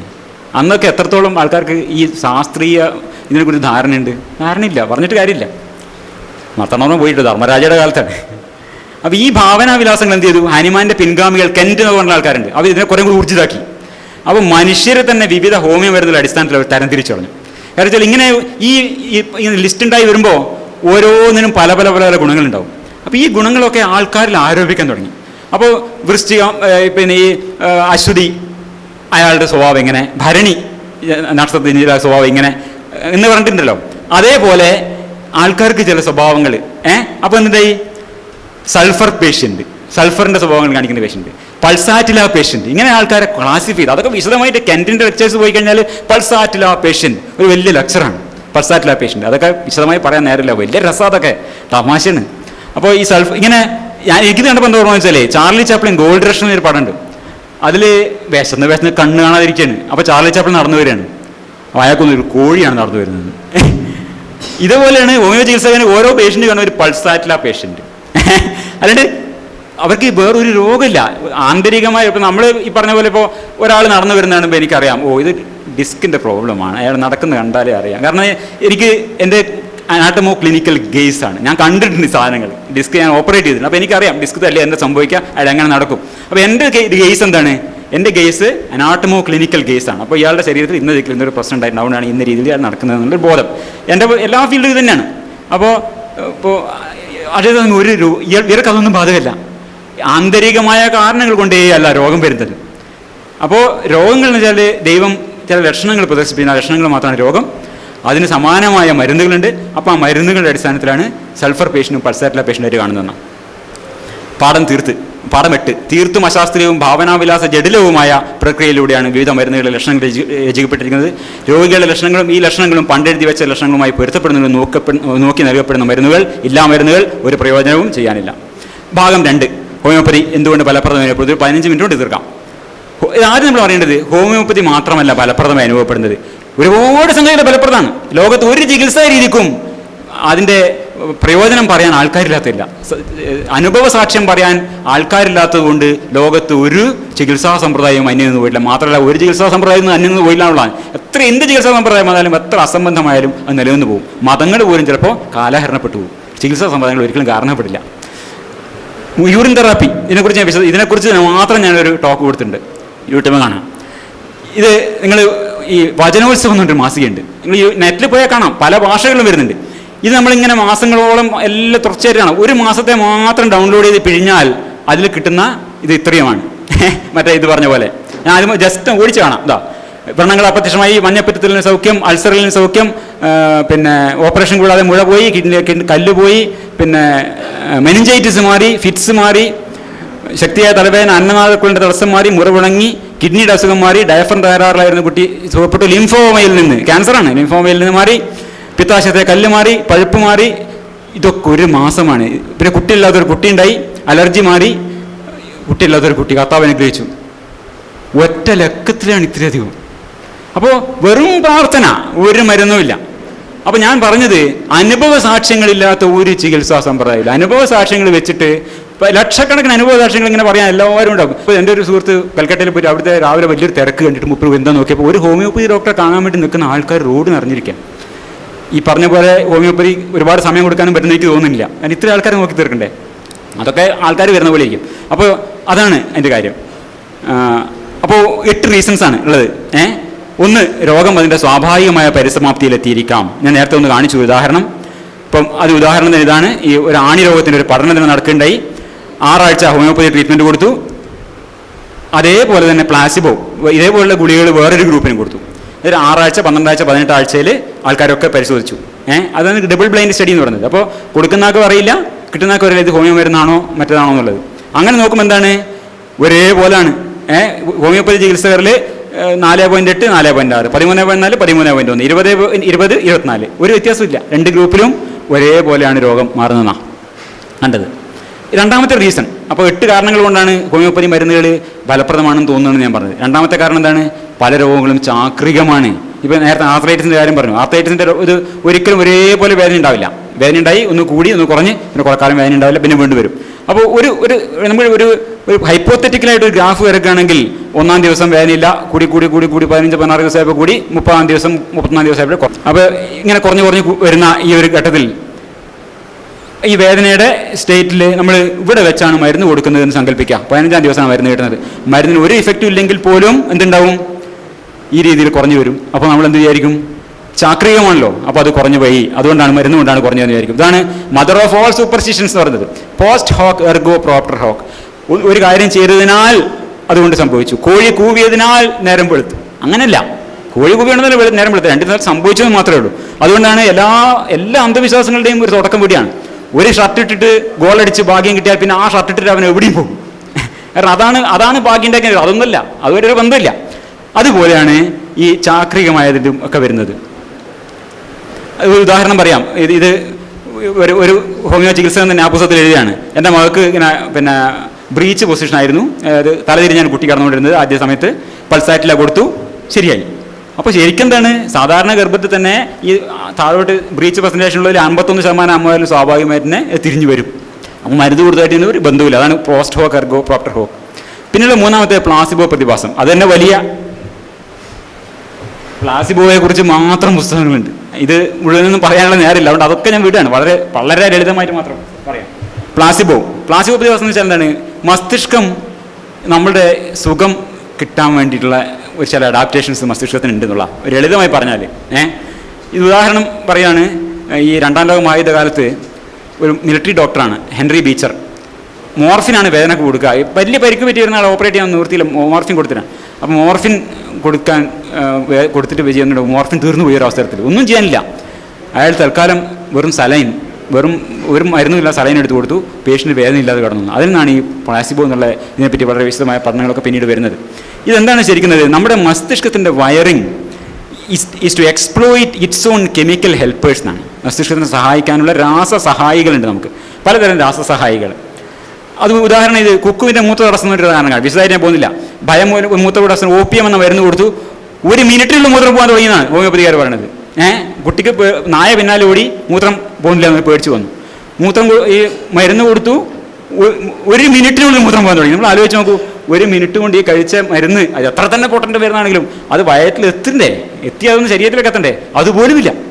അപ്പോൾ ഇത് പ്യുവറായിട്ടുള്ള പ്ലാസിബോ പ്രതിഭാസം. കുട്ടികളിലും പ്ലാസിബോ പ്രതിഭാസം ഉണ്ട്, കുട്ടികളിൽ മൃഗങ്ങളിൽ പോലും പ്ലാസിബോ പ്രതിഭാസം ഉണ്ട് കേട്ടോ, അത് തെറ്റിദ്ധരിക്കണ്ട. പ്ലാസിബോ പ്രതിഭാസം വിശ്വാസമാണ് പ്ലാസിബോ പ്രതിഭാസം. ഗുളികയല്ല പ്ലാസിബോ പ്രതിഭാസം ഉണ്ടാക്കുന്നത്. എന്താണ്? ആ അന്തരീക്ഷമാണ് പ്ലാസിബോ പ്രതിഭാസം ഉണ്ടാക്കുന്നത്. വാസ്തവത്തിൽ മരുന്ന് തന്നെ വേണ്ട, സാർ നേരത്തെ പറഞ്ഞ പോലെ മരുന്നൊന്നും വേണ്ട, ആ അന്തരീക്ഷം, ആ ഡോക്ടറെ കണ്ടാൽ മതി അസുഖം മാറും. കാരണം അത് ആ അന്തരീക്ഷമാണ്. അന്തരീക്ഷം മസ്തിഷ്കത്തിന് നൽകുന്ന ചില സൂചനകളുണ്ട്. അപ്പോൾ കോണ്ടെക്സ്ച്വൽ ഇഫക്റ്റ് എന്നാണ് പറയേണ്ടത്, പ്ലാസിബോ ഇഫക്റ്റ് അല്ല. It would be better to simply name it as contextual effect എന്നാണ്. അപ്പോൾ ഇതൊക്കെ ഉണ്ടാകുമ്പോൾ ഈ ഇഞ്ചക്ഷൻ ഇതിൽ വെറും വെള്ളമാണെങ്കിൽ പോലും ഈ പരിസ്ഥിതിയും ആ സ്നേഹവും ഞാൻ ചികിത്സിക്കപ്പെടുന്നു എന്ന ബോധവും തന്നെ മസ്തിഷ്കം ഒരു അവയവമാണ്. മനസ്സിന് പ്രത്യേക സാധനമല്ല. മനസ്സെന്നാൽ എന്താണ്? What is mind? Mind is what the brain does, അത്രയേ ഉള്ളൂ. അപ്പോൾ മസ്തിഷ്കത്തിൽ ഇതിന് രാസ പ്രവർത്തനം ഉണ്ടാവുന്നു, പല 3-4 കെമിക്കലുകൾ ഉണ്ടാവുന്നു, നമുക്ക് സുഖം തോന്നുന്നു. പക്ഷേ ക്യാൻസറോ അല്ലെങ്കിൽ പഴുപ്പോ ഒന്നും അതുകൊണ്ട് മാറാൻ പോകുന്നില്ല. ബാക്ടീരിയക്ക് അറിയില്ലല്ലോ, നമുക്ക് സുഖം തോന്നുന്നു മാത്രം. അപ്പോൾ മസ്തിഷ്കത്തിനകത്ത് എന്തുണ്ട്? Poppy fields of the mind, endogenous ഓപ്പിയോയിഡുകളുണ്ട്. മനസ്സിനകത്തെ കറുപ്പിൻ്റെ ഓട്ടങ്ങളുണ്ട് നമ്മുടെ മനസ്സിനകത്ത്. വെച്ചാൽ തലച്ചോറിനകത്തുള്ള ഓപ്പിയോയിഡ് റിസപ്റ്റേഴ്സിൻ്റെ വിശദമായ ചിത്രമാണിത്. റിസപ്റ്റേഴ്സിൻ്റെയും ഓപ്പിയോയിഡ് ഉണ്ടാക്കാനുള്ള ഇതിൻ്റെയും. അതുപോലെ തന്നെ എൻഡോ കനബിനോയിഡ്സ് മസ്തിഷ്കത്തിൽ എന്തുണ്ട്? കഞ്ചാവ് തോട്ടങ്ങളുണ്ട് മസ്തിഷ്കത്തിൽ. മസ്തിഷ്കത്തിലെ കഞ്ചാവ് തോട്ടങ്ങൾ, കറുപ്പ് തോട്ടങ്ങൾ, എൻഡോ കനാബിനോയിഡ്സ്, ഓപ്പിയോയിഡ്സ് ഒക്കെ ഉണ്ട്. അപ്പോൾ അതിൻ്റെ വിശദാംശങ്ങളിലേക്ക് പോകാനുള്ള സമയം നമുക്കില്ല. പിന്നെ ഡോപ്പമിൻ എന്നൊരു സാധനമുണ്ട്. ഇത് ഞാൻ വേറെ ഒരു അവസരത്തിൽ വളരെ വിശദമായിട്ട് പറഞ്ഞിട്ടുള്ളതാണ് ഡോപ്പമിനെ കുറിച്ചൊക്കെ. അതായത് എല്ലാ സന്തോഷങ്ങളുടെയും പ്ലഷർ സർക്യൂട്ട് തന്നെ ഡോപ്പമിനിലാണ് വർക്ക് ചെയ്യുന്നത്. അപ്പോൾ വിശപ്പും ദാഹവും ശമിക്കുമ്പോഴുണ്ടാകുന്ന അനുഭൂതിക്ക് കാരണം തന്നെ ഈ ഡോപ്പമിനാണ്. ആ ഡോപ്പമിൻ റിലീസ് ചെയ്യപ്പെടും. പിന്നെ ഞാൻ നേരത്തെ പറഞ്ഞത് ആനന്ദാനുഭവങ്ങളാണ് ഈ പ്രകൃതി നിർദ്ധാരണം നിർമ്മിച്ചു വെച്ച വെൻഡിങ് മെഷീനിൽ നിന്ന് നമുക്ക് കിട്ടുന്ന ചില്ലറകളാണ്. അത് വിശദമായിട്ട് പറയാനുള്ള നേരമില്ല നമുക്ക്. ഈ ഡോപ്പമിൻ റിലീസ് ചെയ്യുന്നതുകൊണ്ടാണ് പാർക്കിൻസൺസ് ഡിസീസിൽ പോലും ഹോമിയോ മരുന്നുകളടക്കം പ്രയോജനപ്പെടുന്നത്. പിന്നെ അതുപോലെ തന്നെ സിറോട്ടോണിനാണ് നമ്മുടെ ഡിപ്രഷന് കാരണമാണ്. സിറോട്ടോണിൻ ഇല്ലാതിരിക്കുമ്പോൾ അപ്പോൾ സിറോട്ടോണിൻ റിലീസ് ചെയ്യും, പ്ലാസിബോ ഇഫക്റ്റ് ഉണ്ട്. അതുകൊണ്ട് പല ഡിപ്രഷൻ മരുന്നുകളിലും മരുന്നിനേക്കാൾ കൂടുതൽ പ്രയോജനം ചെയ്യുന്നത് അതിൻ്റെ പ്ലാസിബോ ഇഫക്റ്റ് ആണെന്ന് പറയുന്നത്. സിറോട്ടോണിൻ വിശദാംശങ്ങളിലേക്ക് പോകുന്നില്ല. ഇതിലൊരു കാര്യം ശ്രദ്ധിക്കേണ്ടത്, ഈ പ്ലാസിബോ പ്രതിഭാസം അല്ലെങ്കിൽ സന്ദർഭഭാഷിക പ്രതിഭാസം എന്നത് ബദൽ ബൈദ്യത്തിൽ ഒരു ന്യായീകരണമാണോ? അത് ന്യായീകരണമല്ല. കാരണം എന്താ വെച്ചാൽ ഇത് മസ്തിഷ്കത്തിൻ്റെ ഫിസിയോളജിയിൽ മാറ്റം വരുന്നുള്ളത് ശരിയാണ്. അത് ആർക്കും ചെയ്യാം. അത് പോട്ടാ ധ്യാന കേന്ദ്രത്തിനും ചെയ്യാം, ഇവിടെ ഒരു മന്ത്രവാദിക്ക് ചെയ്യാം, ഒരു ഹോമിയോപ്പതിന് ചെയ്യാം, എനിക്കും ചെയ്യാം. കാരണം ആ കോണ്ടെക്സ്റ്റാണ്, നമ്മൾ കെയർ ചെയ്യപ്പെടുന്നു എന്നുള്ള തോന്നൽ, എൻ്റെ കഴിവിലുള്ള വിശ്വാസം, ഇങ്ങനെ പല കാരണങ്ങളാണ്. അപ്പോൾ അത് ആർക്കും ചെയ്യാം. അപ്പോൾ ഇതിലേക്ക് നമ്മൾ തിരിച്ചു പോകുക എന്ന് പറഞ്ഞാൽ എന്താണ്? എല്ലാ ബിസയറായ ഹീലിംഗ് പ്രാക്ടീസസും ഒരുപോലെ സാധിക്കുന്ന കാര്യമാണ്. ഹോമിയോപ്പതിക്ക് മാത്രമായിട്ടുള്ളതല്ല, എല്ലാ ചികിത്സകർക്കും സാധ്യമാണ്. അപ്പോൾ it is not a justification for odd weird or bizarre therapies. Science risks to be exploited in the wrong way. കാരണം നമ്മുടെ എൻഡോകനാബിനോയിഡ്സും ഓപ്പിയോയിഡ്സും ഇങ്ങനെയൊക്കെ പ്ലാസിബോ ഇഫക്റ്റ് ഉണ്ടെന്ന് പറയുമ്പോൾ ഇത് നമുക്ക് ഉണ്ടാക്കാൻ പറ്റുമല്ലോ, അതുകൊണ്ട് ഈ തരം ചികിത്സയൊക്കെ നമുക്ക് ചെയ്തുകൂടെ? പ്ലാസിബോ ഇഫക്റ്റ് അല്ലേ എന്ന് ചോദിച്ചു കഴിഞ്ഞാൽ പ്രശ്നം എന്താണ്? A regression of medicine to past times. മാർത്താണ്ഡവർമ്മയുടെ കാലത്തേക്ക് നമ്മൾ തിരിച്ചു പോകും. നാലാമത്തെ എന്താണ്? ബദൽ വൈദ്യത്തിന് തെറ്റായ ക്രെഡിറ്റ് നൽകൽ. ഇത് നമ്മുടെ ഇപ്പം കേരളത്തിൽ നടന്നൊരു കാര്യമാണ്. മുള്ളാത്തയും ലക്ഷ്മീധരവും നിങ്ങളെല്ലാവരും വായിച്ചിട്ടുണ്ടാവും. മുള്ളാത്തയും ലക്ഷ്മീധരവും കൊണ്ട് ക്യാൻസർ മാറുമെന്ന് പറഞ്ഞ് കുറേ ആൾക്കാർ അത് ചെയ്തു.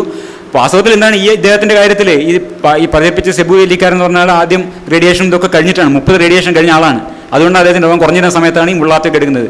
നിർഭാഗ്യവശാൽ അദ്ദേഹം ഇതൊക്കെ പ്രചരിപ്പിച്ച 5 വർഷത്തിനകം അദ്ദേഹത്തിന് അസുഖം കൂടി അദ്ദേഹം മരിക്കുകയും ചെയ്തു. വേറൊരു വിഷയം, അതിൻ്റെ വിശദാംശങ്ങളിലേക്ക് പോകുന്നില്ല. അപ്പോൾ പിന്നെ അതുപോലെ തന്നെ തെറ്റായ ക്രെഡിറ്റ് നൽകുന്ന ഒരു ഇതാണ് നേരത്തെ നമ്മുടെ സുമാൻ സാർ പറഞ്ഞൊരു കാര്യം. നടന്നതുകൊണ്ടാണ് ഇത് കുറഞ്ഞത്, ഡയബറ്റീസ് കുറഞ്ഞത്, അല്ലാണ്ട് ഹോമിയോ മരുന്നുകൊണ്ടല്ല, അമ്പലത്തിൻ്റെ പണിയും കൊണ്ടല്ല. നടന്നതുകൊണ്ട് ഹോമിയോപ്പതി. ഇത് എത്രയോ ചരക സംഹിത അടക്കം പറയുന്നതാണ് എക്സസൈസ് കൊണ്ട് ഹോമിയോപ്പതി ഈ രോഗം മാറുന്നുള്ളത്. ആധുനിക വൈദ്യം പറയുന്നത് തന്നെയാണ്. അപ്പോൾ അടിസ്ഥാനപരമായി ഹോമിയോപ്പതിക്ക് അദ്ദേഹത്തിൻ്റെ പിതാവിന് ഹോമിയോപ്പതി ചികിത്സ അല്ലെങ്കിൽ ആയുർവേദ ചികിത്സക്ക് എന്ത് ചികിത്സക്കാന്ന് വെച്ചാൽ ആ ചികിത്സക്ക് ക്രെഡിറ്റ് കിട്ടിയത് ആ ചികിത്സക്കുള്ള ക്രെഡിറ്റ് അല്ല, അത് ആ എക്സസൈസിനുള്ള ക്രെഡിറ്റാണ്. അതുപോലെ തന്നെയാണ് ബദൽ വൈദ്യത്തിന് ഹോമിയോപ്പതിക്ക് മറ്റ് കാരണങ്ങൾ കൊണ്ട് ഉണ്ടാവുന്നതിന് ക്രെഡിറ്റ് കൊടുക്കുന്നു. അതാണ് 4ാമത്തെ കാരണം. 5ാമത്തെ കാരണം എന്താണ്? രോഗനിർണയം, രോഗത്തിൻ്റെ ഭാവി ഗതി വിവരണം, ഇവയുടെ കൃത്യത കുറവ്. അത് നേരത്തെ സുമാൻ സാർ പറഞ്ഞു, ഇവരെന്താ ദൈവങ്ങളാണോ കൃത്യമായ കണക്ക് പറയാൻ? ആർക്കും പറയാൻ പറ്റില്ല. കാരണം ഇതൊക്കെ ഒരു ഊഹക്കണക്കാണ്. ഇപ്പം 4 കൊല്ലം മുമ്പ് കുത്തിയെടുത്ത് പരിശോധിച്ചു, ക്യാൻസർ റിപ്പോർട്ട് വന്നു, ബയോപ്സി ചെയ്യണമെന്ന് പറഞ്ഞു, ചെയ്തില്ല. ഹോമിയോ ചികിത്സ ചെയ്തു, മുട വലുതായില്ല, ഇന്നും ഒരു കുഴപ്പമില്ല എന്ന് പറയുമ്പോൾ കീമോതെറാപ്പി എടുത്താൽ 6 മാസം ജീവിക്കുന്നു പറഞ്ഞു, ഹോമിയോപ്പതി ചികിത്സ ചെയ്തു, 1 വർഷം ജീവിച്ചു. ഇങ്ങനെയൊക്കെ നമുക്ക് കേൾക്കാം. അപ്പോൾ ഇതൊക്കെ എന്താണ്? ഒരു കണക്കാണ്. ഏതാണ്ട് ഒരു പല ക്യാൻസറുകളുടെയും ഏതാണ്ടൊരു ചില കണക്കുകളാണ്. അപ്പോൾ അത് അടിസ്ഥാനത്തിൽ പറയണം ഇത്ര മാസം ജീവിക്കാം അല്ലെങ്കിൽ ഇത്ര കാലം എന്നുള്ള സാധ്യതകളൊക്കെ കേവലം സാധ്യത കണക്കുകളാണ്. അതിൽ 2 അറ്റത്തുള്ള ആൾക്കാരുണ്ടാവും. അതിൽ കുറയാം, അതിൽ കൂടാം, വളരെ കൂടാം, എന്തും ചെയ്യാം. ഇതൊരു ഉദാഹരണമാണ്. ഇത് 1999 ഡോക്ടർ സുകുമാരൻ്റെ ഒരു പേഷ്യൻ്റ് നെറ്റിൽ പോസ്റ്റ് ചെയ്ത് ഞാൻ എടുത്താണ്. എൻ്റെ ഹാർട്ടിൽ ഇത് പറയുന്നതാണ്, ഞാൻ ആൻജിയോഗ്രാം ചെയ്യാൻ പോയി, ആൻജിയോഗ്രാം ചെയ്തു, 100% ബ്ലോക്ക് വരുന്നതിൽ 75%, 2 വെസലിന് ബ്ലോക്ക് ഉണ്ട്. ആൻജിയോഗ്രാം ചെയ്യണമെന്ന് പറഞ്ഞു, ഞാൻ ചെയ്തില്ല. ഡോക്ടർ സുകുമാരൻ സാറിൻ്റെ അടുത്ത് പോയി, ഡോക്ടർ സുകുമാരൻ മുംബൈ. എന്നിട്ട് എന്താണ് മരുന്നിനോട് പറഞ്ഞില്ല, ക്രാറ്റിഗസ് ക്യൂ വിത്ത് അർജുന ക്യൂ ആണെന്ന് ഞാൻ മനസ്സിലാക്കി എന്നൊക്കെ പറഞ്ഞിട്ട് ഇത് ഇട്ടിരിക്കുകയാണ് ഒരാൾ. അപ്പോൾ ഇത് ഞാൻ നോക്കി, എന്താണ് ഈ double vessel disease? Double vessel ഡിസീസിൽ വാർഷിക മരണനിരക്ക് 7% മുതൽ 10% വരെയാണ്. അപ്പോൾ 2 രക്തക്കുഴൽ പൂർണ്ണമായി അടഞ്ഞവർ പോലും 10 വർഷത്തിനിപ്പുറം 30% ആൾക്കാർ ജീവിച്ചിരിപ്പുണ്ടാവും. ഇയാളുടെ കാര്യത്തിൽ ഇത് ചെയ്തണം അപകടമാണ് എന്ന് പറഞ്ഞാൽ ഈ പറഞ്ഞ പോലെ ഈ കണക്കുകളുടെ അടിസ്ഥാനത്തിലാണ് പറയണത്. ഇത് അപകടമാണ്, ഇത് മരണസാധ്യത 10% എന്ന് പറഞ്ഞിട്ടുണ്ടാവില്ല. ഇത് അപകടമാണ്, ചിലപ്പോൾ മരിച്ചു പോകും, ചിലപ്പോൾ മരിച്ചു പോകും എന്ന് പറഞ്ഞിട്ടുണ്ടാവുള്ളൂ. അപ്പോൾ ഈ ചിലപ്പോൾ മരിച്ചു പോകും എന്നുള്ളത് എന്താണ്? 7% സാധ്യത, 10% സാധ്യത ഡബിൾ വെസൽ ഡിസീസിലുള്ളൂ. അങ്ങനെ 10 കൊല്ലം കഴിഞ്ഞാലും പിന്നെയും 30% ആൾക്കാർ ജീവിച്ചിട്ടുണ്ടാവും. അതിൽ ആ ഭാഗ്യവാൻ 30% ഭാഗ്യം നമ്മൾ പറയാമെങ്കിൽ ഇദ്ദേഹമായിരിക്കാം. അപ്പോൾ ഇതൊക്കെ ഈ കണക്കുകളുടെ അടിസ്ഥാനത്തിൽ നമ്മൾ പറയുമ്പോൾ ഇതൊക്കെ ഒരു ഉദ്ദേശ കണക്കാണ് നമ്മൾ ഊഹിക്കേണ്ടതുണ്ട്. പിന്നെ താൽക്കാലികമായ മാനസിക സൗഖ്യം കൊണ്ട് രോഗമുക്തിയാണ് തെറ്റിദ്ധരിക്കാം. പിന്നെ ചില മാനസിക ആവശ്യങ്ങൾ, കാരണം ഈ വൈദ്യത്തിനോടുള്ള ഞാൻ നേരത്തെ പറഞ്ഞ സെലക്റ്റീവ് മെമ്മറിയുടെ കാര്യമൊക്കെ ഉള്ളതുകൊണ്ട് നമ്മൾ ഒരു മാനസികമായി നമ്മൾ അതിൽ ഇൻവെസ്റ്റ് ചെയ്യും. നമുക്കതിൽ വിശ്വാസമുണ്ട്, അല്ലെങ്കിൽ നമുക്ക് വേണ്ടപ്പെട്ട ഒരാളാണ്, വളരെ ഇഷ്ടം. ഇപ്പം സുമാൻ സാറിൻ്റെ പേഷ്യൻ്റ് ഞാനാണെങ്കിൽ എനിക്ക് അദ്ദേഹത്തിനോട് ഒരിക്കലും മുഖത്ത് കാര്യം പറയാൻ പറ്റില്ല. എന്ത് നല്ലൊരു മനുഷ്യനാണ്, ഞാൻ പരിചയപ്പെട്ടു. ഇത്ര നല്ല രീതിയിലാണ് അദ്ദേഹം ഇടപെടുന്നത്. ഒരിക്കലും അദ്ദേഹത്തോട് മുഖം കറുപ്പിച്ചിട്ട് എനിക്ക് കുറവില്ല ഡോക്ടറെ എന്ന് പറയാൻ ഞാൻ ധൈര്യപ്പെടില്ല. കാര്യം അതാണ് ആ രീതിയുടെ, അത് തെറ്റായിട്ടില്ല, അദ്ദേഹത്തിൻ്റെ ഒരു വ്യക്തിത്വമാണത്. അപ്പോൾ ഇതാണ് മാനസികമായ ഇൻവെസ്റ്റ്മെൻറ്റ് എന്ന് പറയുന്നത്. അപ്പോൾ അത് കുഴപ്പമില്ല ഡോക്ടറെ, വലിയ കുഴപ്പമില്ല, ചെറിയൊരു പ്രശ്നമുണ്ട്, അത് നമുക്ക് ശരിയാക്കാം, ഈ രീതിയിൽ അങ്ങനെ പൊക്കോളൂ. കോഗ്നിറ്റീവ് ഡിസോണൻസ് അവരാഗ്രഹം പോകുന്നില്ല. പിന്നെ അവസാനത്തെ ഒരു കാര്യം, അവസാനത്തെ പോയിന്റാണ് വ്യാജ ഹോമിയോ മരുന്നുകൾ. ഇത് വലിയൊരു പ്രശ്നമാണ്, സാറെ സൂചിപ്പിച്ചു. ഇതിപ്പോൾ ഹോമിയോപ്പതി സിദ്ധാന്തം അനുസരിച്ചുള്ള നേർപ്പിക്കലല്ല, ഫാർമക്കോളജിക്കലി ഉണ്ടാക്കാൻ വേണ്ടത്രയും മരുന്ന്. ഞാനിപ്പോൾ 150 രൂപ കൊടുത്ത് വാങ്ങിച്ചതാണ് കാണിക്കാൻ വേണ്ടി നിങ്ങളെ. അപ്പോൾ വൈലാക്സ് വയറിളക്കാനുള്ള മരുന്നാണ്. അതിൽ നോർമൽ ഫാർമക്കോളജി ഡോസറ്റാണ് ഫിനോഫ്തൈൻ. ഇപ്പോൾ നിരോധിച്ച മരുന്നാണ് കേട്ടോ ഫിനോഫ്തൈൻ എന്ന് പറഞ്ഞ സാധനം ഉള്ളത്. ഇത് എല്ലാവരും വാങ്ങിച്ച് കഴിക്കുന്ന സാധനമാണ്. ഇത് ഉണ്ടാക്കുന്നത് ഇവിടെ എവിടെയോ നോർത്തിലെവിടെയോ ഉത്തരാഖണ്ഡിലൊക്കെയാണ്. എല്ലാ കേരളം വരെ എല്ലാ ദിക്കിലും കിട്ടുന്ന ഒരു മരുന്നാണ്. ഇവർ ഒരുപാട് വലിയ കമ്പനിയാണിത്. അപ്പോൾ ഫിനോഫ്തൈൻ നോർമലായിട്ട് ഒരു ഫാർമക്കോളജി ഡോസ് 50 മില്ലിഗ്രാമാണ്. ഇതെന്താണ് നോക്കൂ, ഫിനോഫ്തലിൻ 1x എന്ന് വെച്ചാൽ 10 ആക്കി ഇതാക്കിയത് 370 ഗ്രാം, 270 ഗ്രാം, പക്ഷേ 27 മില്ലിഗ്രാം ഫിനോഫ്തലിൻ ഒരു ഗുളികയിലുണ്ട്. അത് 2 ഗുളിക കളിക്കാൻ പറഞ്ഞാൽ അത്രയായി 54 മില്ലിഗ്രാം ഹോമിയോപ്പതി വയറ്റിലെത്തി. അപ്പോൾ ഹോമിയോപ്പതിക്ക് ഇഫക്റ്റ് കൊണ്ടല്ല, ഫാർമക്കോളജി ഇഫക്റ്റ് കൊണ്ടാണ് വയറിളുന്നത്. ഇതാണ് ഹോമിയോപ്പതി മരുന്ന് ഇഫക്റ്റീവ് ആണെന്ന് തോന്നാനുള്ള വേറൊരു കാരണം. ഇത്രയും പറഞ്ഞ് ഞാൻ തൽക്കാലം അവസാനിപ്പിക്കുന്നു. നന്ദി, നമസ്കാരം.